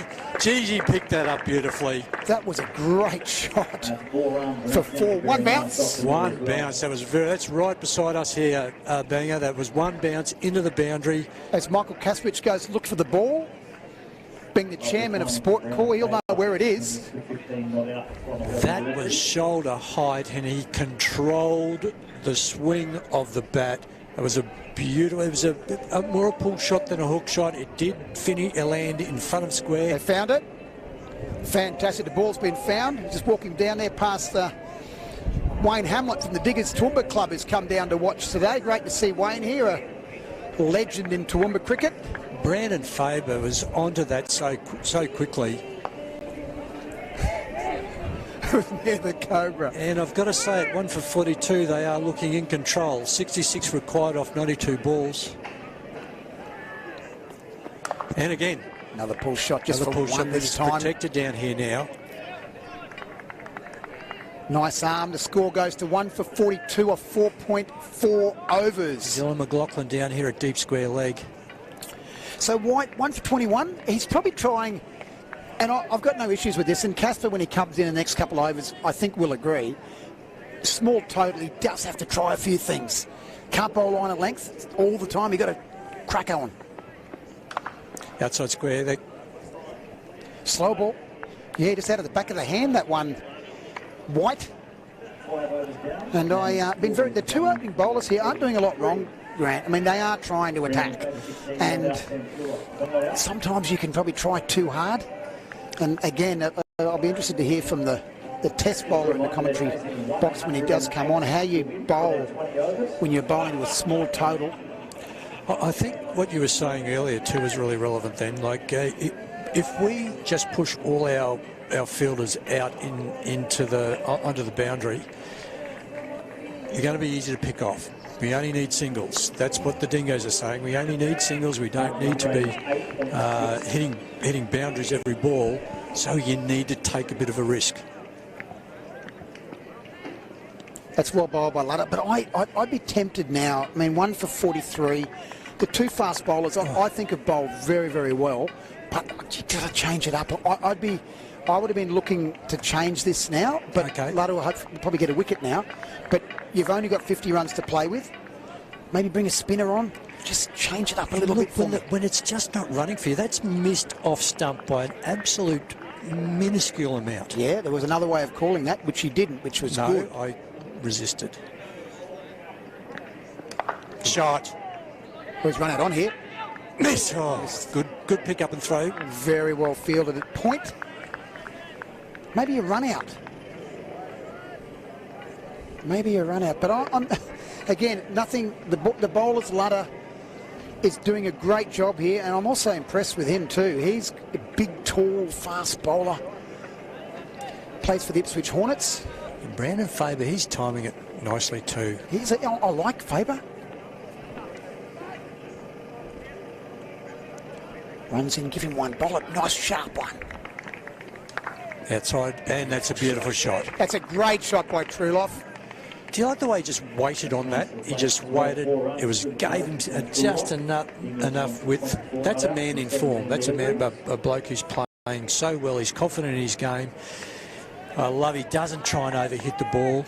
But see, that's a class act. And again, you see the guys, the good players at any first-class cricketer or test cricketer, they have that extra time. If they don't have the time, it's Marnus Labuschagne is a bit like that now, the time they have. Yep. Good bowling. I'd love to see Truloff this year get back into that Sheffield Shield side. I'd love to see him get there because he's a great lad. He's popular, but he's a good cricketer. Good mind. And if there's any hiccups in form, we've got some great cricketers on standby. Bowling. Well bowled. And obviously Queensland coming off that Sheffield Shield win last year, it's going to be tough to get into that side. You've got to score a lot of. You've got to score a lot of runs. Hey, I'm going to have a quick break, Grant, and pass it back to. Thank you, Banger. Michael Kasowicz. A test fast bowler. Yeah, it's great to have that test fast bowler with us. got to say, it's great to join you fellas here. Oh, beautiful bowling. Really well bowled there by Ludder.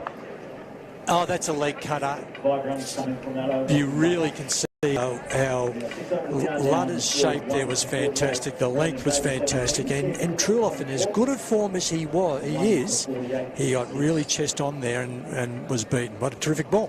Right area. And also not quite the right result. An edge would have been perfect, but that zone right through there, we've seen that through. He's done that right from the first over. Hitting that good length. There's still something in this wicket, and I think that's just the consistency in that delivery of that ball. So we've got the Dingoes at 1 for 48 off their 6. They've got 2 players batting at over 100 in Truloff and Faber. And it's really getting quite desperate now for the power in terms of let's get a roll of wickets on. Let's break this partnership. And we've got a new bowler coming into the attack. And it looks like... I don't know. I think number 2. Yeah, number 2 will come up on our screen. Kurzweil into bowl. Left hand. And a good start. This might be the variation. This might be the variation. This is what Banger was looking for. He just wanted to see some variation. Taking a look at our field, we've got a deep fine leg, a deep third man. So we have pushed those 2 back. No one else. Yes, sorry, we have got a deep square leg now. So that's protecting the onside. A little nudge, a single shot. No, they're doing that easily. There seems to be a really good understanding between these two players. Brandon Faber playing for South and Sam Truloff playing for West. I noticed with Sam saying that he can bowl both hands, but he does that terribly. So bowling's not something that he is he's specialising in, but he's batting beautifully. Gave a little bit of width there. Looking for drive, coming back for 2. And he'll do that easily. That was a little bit uppish, that shot. I think he was more maybe looking for that cover region, and it's gone just behind square.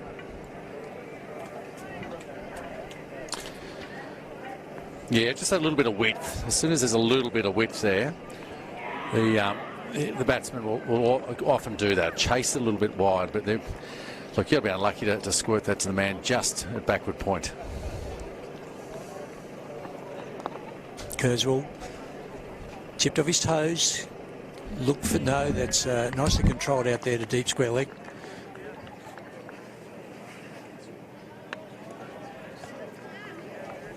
And so it's another beautiful day out here. Look, it's overcast. It's great for cricket. There's plenty of cloud cover. I don't think it's going to rain.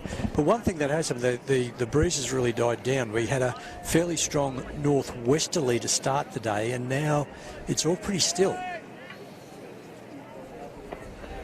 Swing, down a third man. Yeah, the breeze is something that I know at the top level it's spoken about when for batsmen finding their zones, the areas you're picking out for your boundaries. And certainly in all those times that the wind, the breeze comes into it. Like you said, it's died down to sort of nothing right now. It's a little bit of a zephyr, maybe, even Grant. But I think that's where, at the moment, the way that they're playing here, the Dingoes, got everything in control. Little tuck off square. I think that's taken pad. Go down for 1. Look for 2. He's going to put... He's coming back for 2, Truloff. And how important is that to turn those 1s into 2s in this game? That's the end of the over. Well, it's 1 for 55 right now. And I think that's where it is really important because you have to put the fielder under pressure. Because you just don't know. And if you're doing that constantly, they all of a sudden just build something up in the field. And also, Casper, from a batter's perspective, it gives you energy as well. You know, if you're turning 1s into 2, not only are you doubling, doubling your runs, but you're really feeling you're giving you some energy to really work into your innings.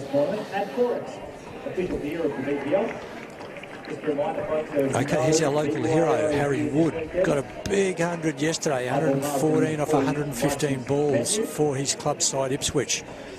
They scored 300 here yesterday in a one-dayer against the Sunshine Coast. He's bringing himself on the bowl now. He plays for the Hornets.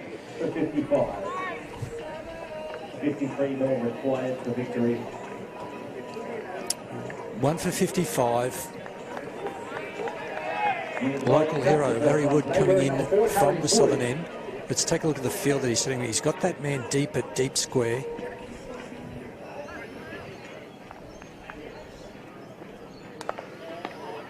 A little nudge down to deep third man.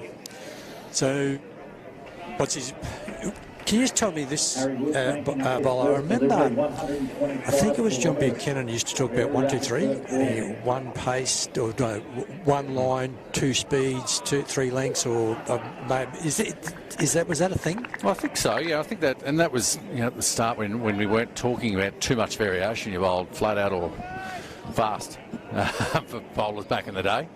But yeah, and I think that the science of bowling has certainly improved and added because the skill level is awesome. That's an off stump.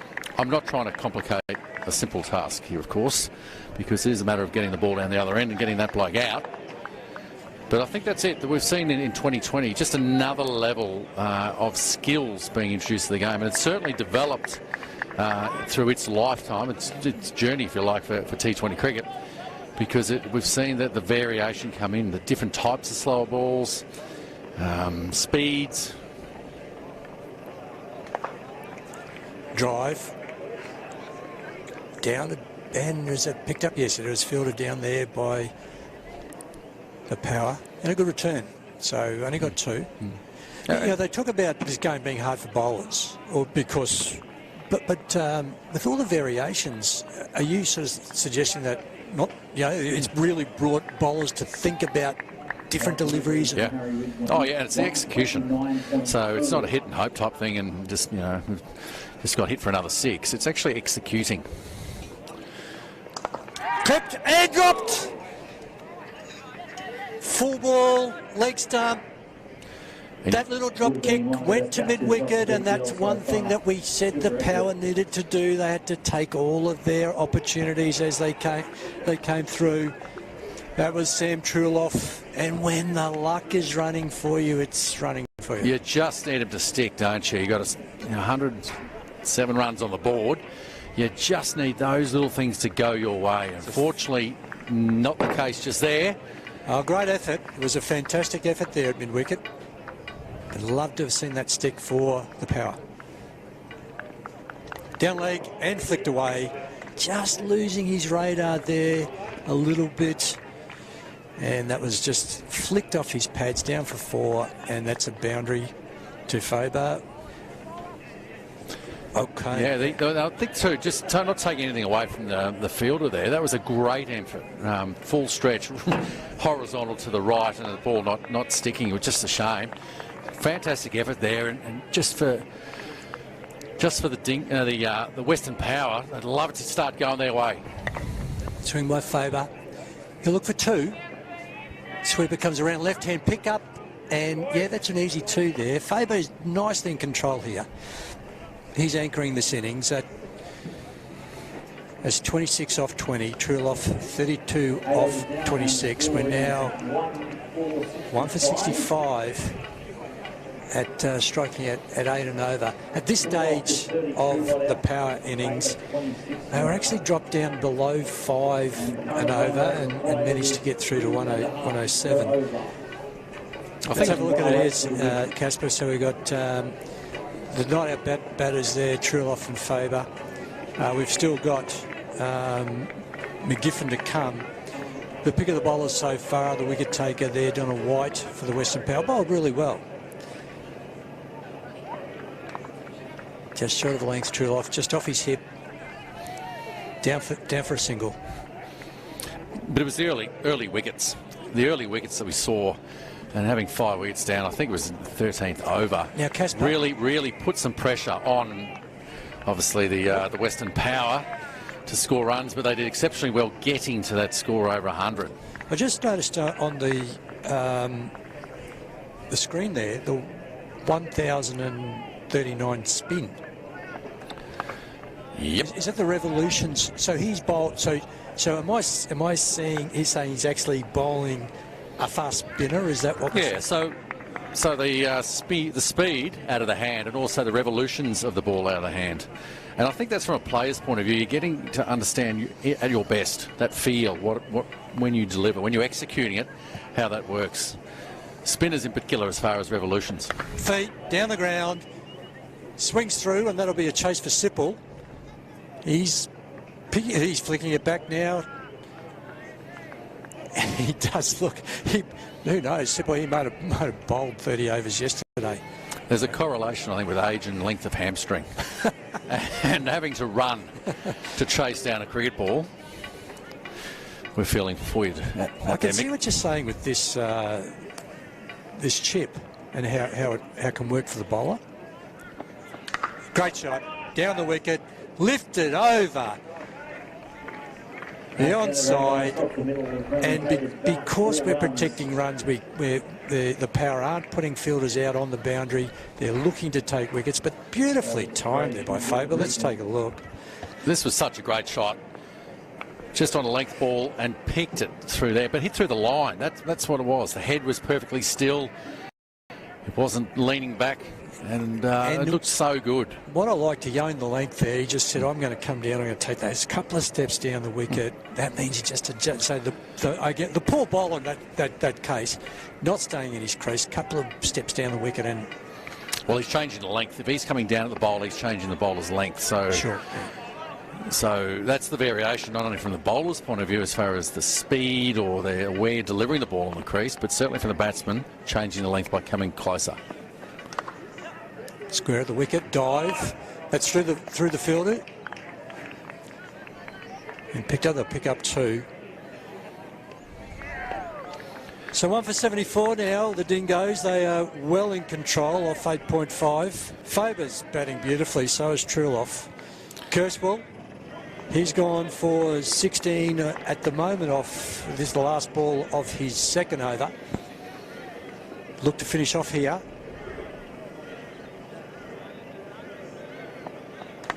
Full pitch and a dot ball. Good finish. You'll be happy with that, Kurzweil. 1 for 74. And it looks like it's 11 overs to go. It's looking pretty tough here, but they just got to keep believing. Western Power just got to keep believing that something's going to happen. You didn't want to say it was a funny game. It is a funny game. Well, of course you it just is. never know. Yeah, and more so, I reckon, in 2020. Because as soon as you put another bit of pressure, the scoreboard pressure, onto the player, onto the batsman. But certainly the way to do that is by getting a couple of wickets here. Now, I'm just going to check on these playing conditions because a bonus point comes into play here. If they can knock these runs over inside, it's 80%. Oh, what a great catch, diving left. Fantastic catch there, low to the ground, and that's the end of Truloff. What a wonderful catch there by the keeper. There is Jake Cross, well done. And there we have it. We just spoke about the wicket, just changing the game, and immediately you'll see a spring in the step. Power guys out there and having a look at who's coming out next, but I think this is just that was the moment. Doesn't that can lift aside? Always does, Grant. Jake Cross, the ball down left, taken just above the ground. Jake will be really happy with that, going into his right hand. And that is the end of Sam Truloff. 2 for 74 now, the Dingoes. Steve McGiffin's the new batsman. Plenty of experience there, but absolutely great effort by Harry Wood. McGiffin's been a terrific player in the grade comp for a long period of time. But tell you what else, he's had a pretty good beard for a long time too. Has he? Yeah. I think he took it off a little. Oh, what did he take it off? He took it off early this year, but it looks like he's working on developing a new one. So, Harry Wood Very happy. Lovely line there, just on that top of that off stump. Little edge there by Truloff, who's in terrific form. Great catch. He's put a slip in place now too, and Well, change in the field. More changes here. Yeah. Can you imagine what this would do if he could pick up such a good double player hat-trick? Yeah, well, yes, but McGiffin early too. If you could get him early, let's put pressure on McGiffin. Let's not give him away an early single. And a full ball. Well played there. Terrific bowling by Wood. Leading his side, he's the player that got the big 100 yesterday for Ipswich. He is the local hero player for the Power. He's the younger brother of Jack Wood, who's in the Queensland Bulls squad. He played a couple of games for the Brisbane Heat last year. Left arm wrist spinner.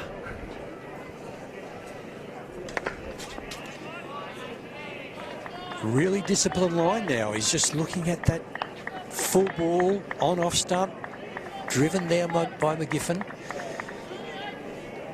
You know, clearly, if you're McGiffin, when you've got the game under control, that is a great opportunity to get some time in the middle. Full ball again. Bowling to a plan here, Wood. Oh, I think just getting some time, obviously, at the crease. He's done well in the earlier games in this competition, round one. Did Steve McGiffin, but I think there's time out there. I think it's enough time to get these runs and get yourself off as quick as you can. Well, look, the bonus point is really important when it comes to the final. Could make the difference between making the final or not. They're just a late cut there by McGiffin. Well controlled.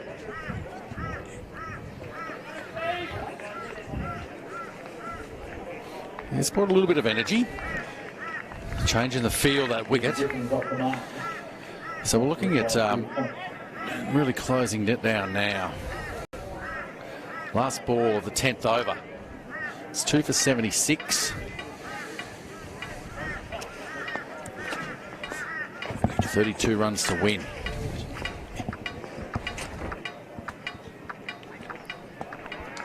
Full ball, down a minute off, no run. What a good over. Really good over there by the captain, Harry Wood.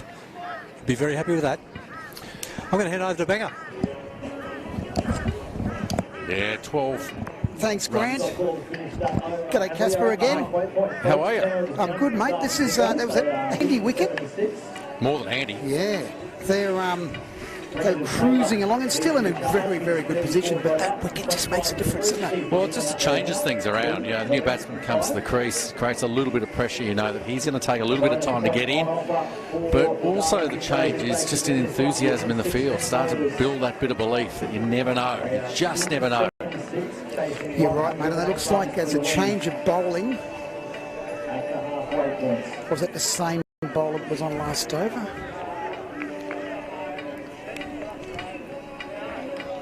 They give a big shout out to the team from Sport as well. They are A new bowling. That's what you've got to do now, Casper. Is swap it around a little bit. Bryn Llewellyn. We're able to give you guys speed, Bolts for the Hornets. spins, and all kinds of stuff. Thanks for Sport. First over. Big shout. Would like a little bit more enthusiasm from the bowler. But obviously going down the leg side there, and no problem at all for the umpire. But once again, change. This change brings spin into the attack. And now Faber's got to be careful, doesn't he now? Lovely shot. Coming back for 2.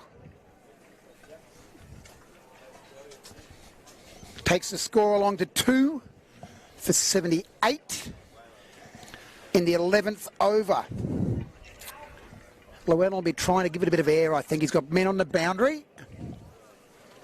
Oh, reverse sweep. Knocked it down. It's running away. The fieldsman will get that. They'll come back for 2. Look at it, 3.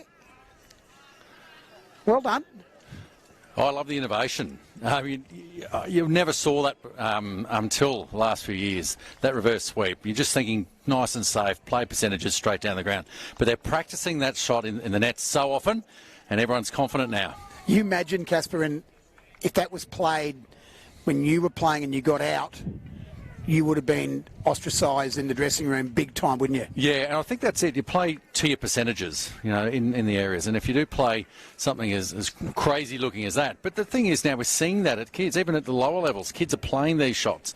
They're developing these skills to be able to do it. So I'm not encouraging the young fellas out there, young kids, boys and girls, to go and play reverse sweeps all the time. But certainly it's an element of your game that is coming in big part of. Pushes it back to cover.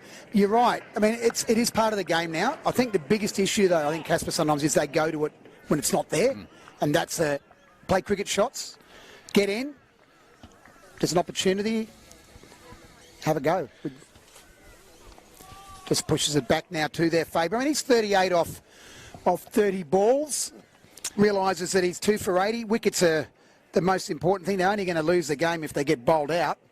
So no need to do anything silly when you only need 28 from 54. Yeah, but he's been there now. He's had a good look at the conditions, the feel, set it up, and so then you can start to play reverse sweep, start to look in the other zones. I'm not suggesting he's getting bored. No. But he's just looking at other areas. And certainly with the change of bowler, being the spinner, coming on with Llewellyn, just looking at mucking around, looking at other options right now. Harry Wood, as the captain, he's continuing. He's been impressive, 1 for 12. 1 for 12, and he's leading by example. Casper. Bowls to McGiffin, who has a bit of a big swing, doesn't get all of it, back to the bowler. Yeah, good over that first few overs, good couple of overs from Wood. Yeah, really good. He was selected in a Queensland Emerging Players group that I was involved with last year with Queensland Cricket. Unfortunately, couldn't get down with work commitments and all that, and so I'm a bit of a shame, really. I'm sort of really watching him bowl. It's the first time I've seen him bowl. I would have loved to have spent some time with him last season. Well, you have plenty of time, though, Casper. You'll see him around. That's where, even if you're in a different role, you'll help anyone. Absolutely, always will. And I think that's one of the things that we always love to do in the Queensland Bulls, the squad. Anyone coming in, work as a whole squad, entire squad, and share your toys. Yeah, that's what bowled too. There's a dive in at mid-wicket, knocks it back to mid-on, takes a single, and just knocking them around a little bit now. They do need a wicket now, and you'll find that Wood, with the reputation he has, he likes to go pretty hard. He'll mix them up a bit. Well, I'm just wondering when the short ball might come out. As far as he's bowling nice and full and straight and a little bit wide. He does have a man, 2 men back, deep backwards square, and also at fine leg. Maybe this one. A lovely shot through mid-off. That is a fantastic shot by Faber for 4. Just used his feet a little bit to the quick bowler. Nice big follow through. Well, we've seen that a couple of times this innings. He does strike the ball so well, and even on that length, where it looks like a slog, but his head's so still, he keeps his shape, and when he does actually connect with it, it's solid. There's nothing sloggy about it. This could be the short one. Yep. Pushed it down the leg side a bit. Maybe a bit lucky to get away with that one. It wasn't called a wide. He's done well here, I think. I think for both ways, the ball that was short, it just didn't get up, and maybe that's the wicket as well, the pitch. Some variation there. It didn't get to where Faber thought it was going to be. And it's died on him, and certainly died through to the keeper. It did. Here comes Wood again, moving into Faber. Nice cover drive, beautifully timed. Just lent on that. He'll take 2. Well fielded out there by the big fast bowler. Throws it back in. Double play back to the keeper. And I think Wood will go hard this time. He has to go hard. That was a bit shorter. But the time of just bowling line of length and mixing it up. Nothing wrong with line of length, though, Casper. No, we've seen that. We've seen the way that the ball here actually does carry through. It hits a good area. It's a little bit of variation, a bit of seam. No ball. As he swung, I reckon he might have picked up on that one. Faber, the shot did. Not that he changed his game too much, but he knocked it out to mid-wicket. That becomes a free hit. And not a good position to be in when the opposition is 2 for 89 with 19 to win off 49 balls. They all go back. Yeah, with the change of batsmen, you can change the field. And that means that we've seen everyone, looks like, pretty much head back. Just the 4 inside the circle, of course. That's a good position to be in, isn't it? You know you can't get out and you can have a swing. It'd be dirty that he changed the strike too, would he? He would be. Oh, and he went for the big one, McGiffin. And very well bowled. There's not 2 there. They thought about 2, but he slipped over on the way through. Faber.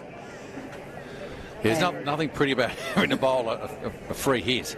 I can tell you that. And I know it's a hard job being a fast bowler at the best of times, but when you're giving the batsman a free hit. They weren't around in your day, were they? Free hits? It just started coming in. Is that why you retired? They changed all these rules. 1 bouncer per over. I mean, all these all these rules. And that's why I think in my time on the board of Cricket Australia, at the table, I thought I could represent. Maybe we could get some change. Get some change in the rules. Represent the fast bowler. How good's that? Now Greg Rowell's there. Yep. He better do the same thing, look after the fast bowlers. What about this one? This is the one I was trying to do, but it didn't get to me takers. That we changed the rule of the benefit of the doubt goes to the batsman. Yeah. We changed the benefit of the doubt goes to the bowler. I love it. I love it. As Llewellyn moves into bowl. And he's got a bit of that. And that will be 6. That's a great shot by McGiffin. He's even looked down at his bat there, and I think he's even called for another bat. Yeah, so it was good enough. It got the whole way, or maybe it's someone else's bat. I think he might also be working on the fact his mates will say you didn't hit it that far. No. He said, it was the bat's fault. As Llewellyn moves, they're going to try and finish this pretty quickly now, I think. Need 12 from 47. And Casper, your brother, Simon, played great rugby play. How's he going? Well, yeah, it's Father's Day down in obviously he lives in Sydney. He's stuck down there at the moment. He played for rugby for New South Wales. He went professionally over as well. And look, the good thing is that with Father's Day, he's got a bit of a retail outlet from gear. I'd sort of help myself. A little bit of this. I wasn't sure where all that came from. As Llewellyn moves into bowl, pulls it through mid-wicket. They'll come back for 2, or could look at 3. Just a little bit of a misfield, but no chance for a run. Made a very, very good rugby player. Mate, played a bit of cricket too, didn't he? Simon did, yeah, he did. My other brother Adam did also. But I think that's the thing about coming today. I mean, fresh clothes. Fresh clothes on Father's Day. Llewellyn to bowl. And that's out. He's Faber's decided he wants to give someone else a bat. He's gone for the big one. He was 47. He just missed his 50. But a fantastic knock. He did his job. Well, he's done more than his job. He set the innings right from the start. Hung in there, and it's only a small total, 107, but to score 47 of them, he did a really great job there. Yeah, no, I just thought the stuff you were wearing there was just wearing a bit of the same gear, but yeah, that's good, mate. He's going all right with his new career. Well, he owns a company called Okanui. Oh, yeah. And so I look like I'm going to the beach. I realise I'm here in Amberley, which is nowhere near the beach, but I thought I'd just celebrate Father's Day in head to toe Okanui. Good stuff, mate. And hey, talking about Simon, as young boys growing up, were you guys, you were pretty competitive when you were especially rugby, because you played Australian schoolboys rugby? Oh, I did, yeah, absolutely.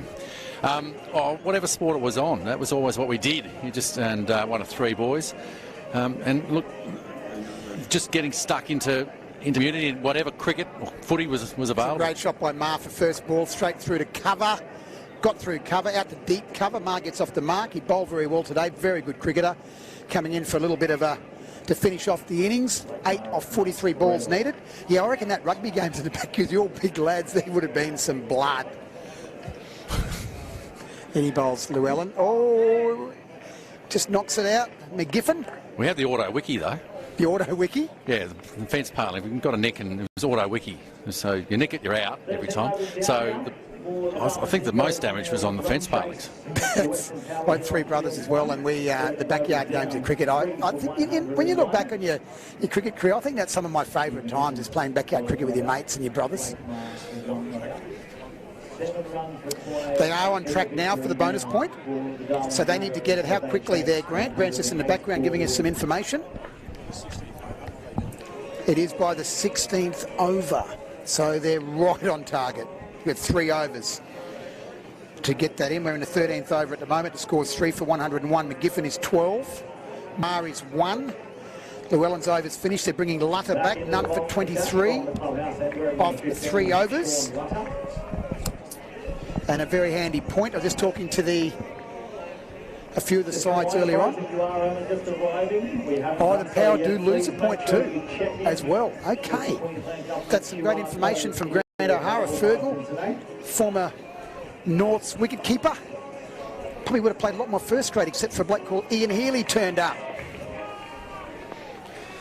As Lutter moves into bowl. Bowl well, I was impressed, Casper, with the big, tall, fast bowlers. What about yourself? Always love watching it. Look, and even like his energy, I think they played yesterday. Yep. In grade cricket, of course, and then came fronting up again for another few overs. I know it's 2020. There's only 4. Keep your foot behind the line and don't bowl too wide. And yeah, that's the key. Only 4 overs, and you've just got to get it all right. And I'm glad they've given him another over here. And just plays it down to third man. Guides Blake Marr to take single. He'll be looking for a red ink. What do you think of that action? Well, I actually like it. It's got a little bit of a sling in it, but I like the way it gets through the crease. I love the energy, and even with the ball that does actually seems to bounce and carry through. We saw him do that early on and get plain misses through there. That's always good to see, good to watch, but I like it. I like what he's doing, transferring that energy right through the crease.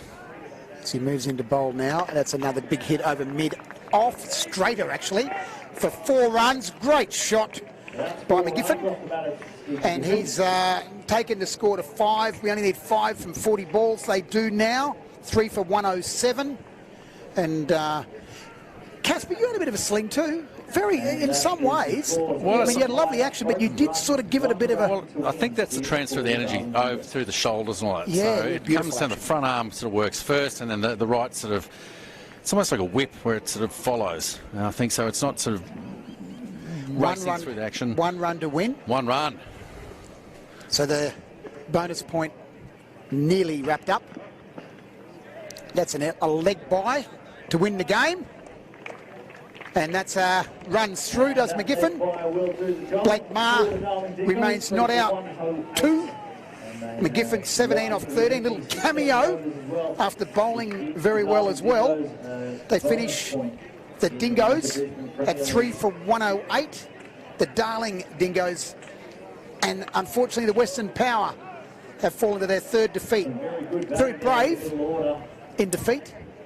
Well, they were out there trying their best out today, but they came across a really sharp side in the Darling Dingoes. Of course, this is their 3rd win now in the competition, and this one with a bonus point. Very, very important bonus point, because there are a few sides that are doing very well at the moment. The players are walking off. The batsmen have shaken hands with the umpires and the fieldsmen. The rest of the Dingoes side are walking onto the ground to shake hands.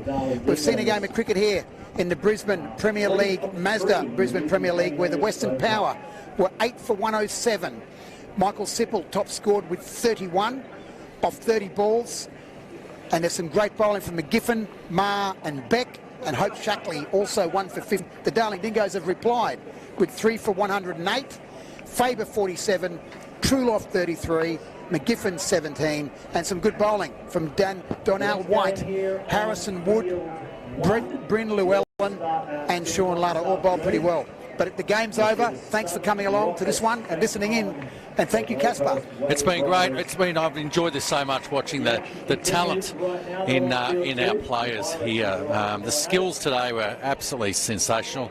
Of course, there is another game. There is another game this afternoon, and we're looking forward to the second game, which will be on very shortly. I just asked Grant, the second match on this ground this afternoon will be played between the Gold Coast Wave Riders, Peter Clifford coached, and the Southern Rockets. And the Wave Riders coming off their first loss after having 2 wins, so they'll be determined to beat the Southern Rockets, and the Rockets will be looking to turn the tables. Actually, grab yourself some lunch and maybe a cold drink or 5 to get through the afternoon.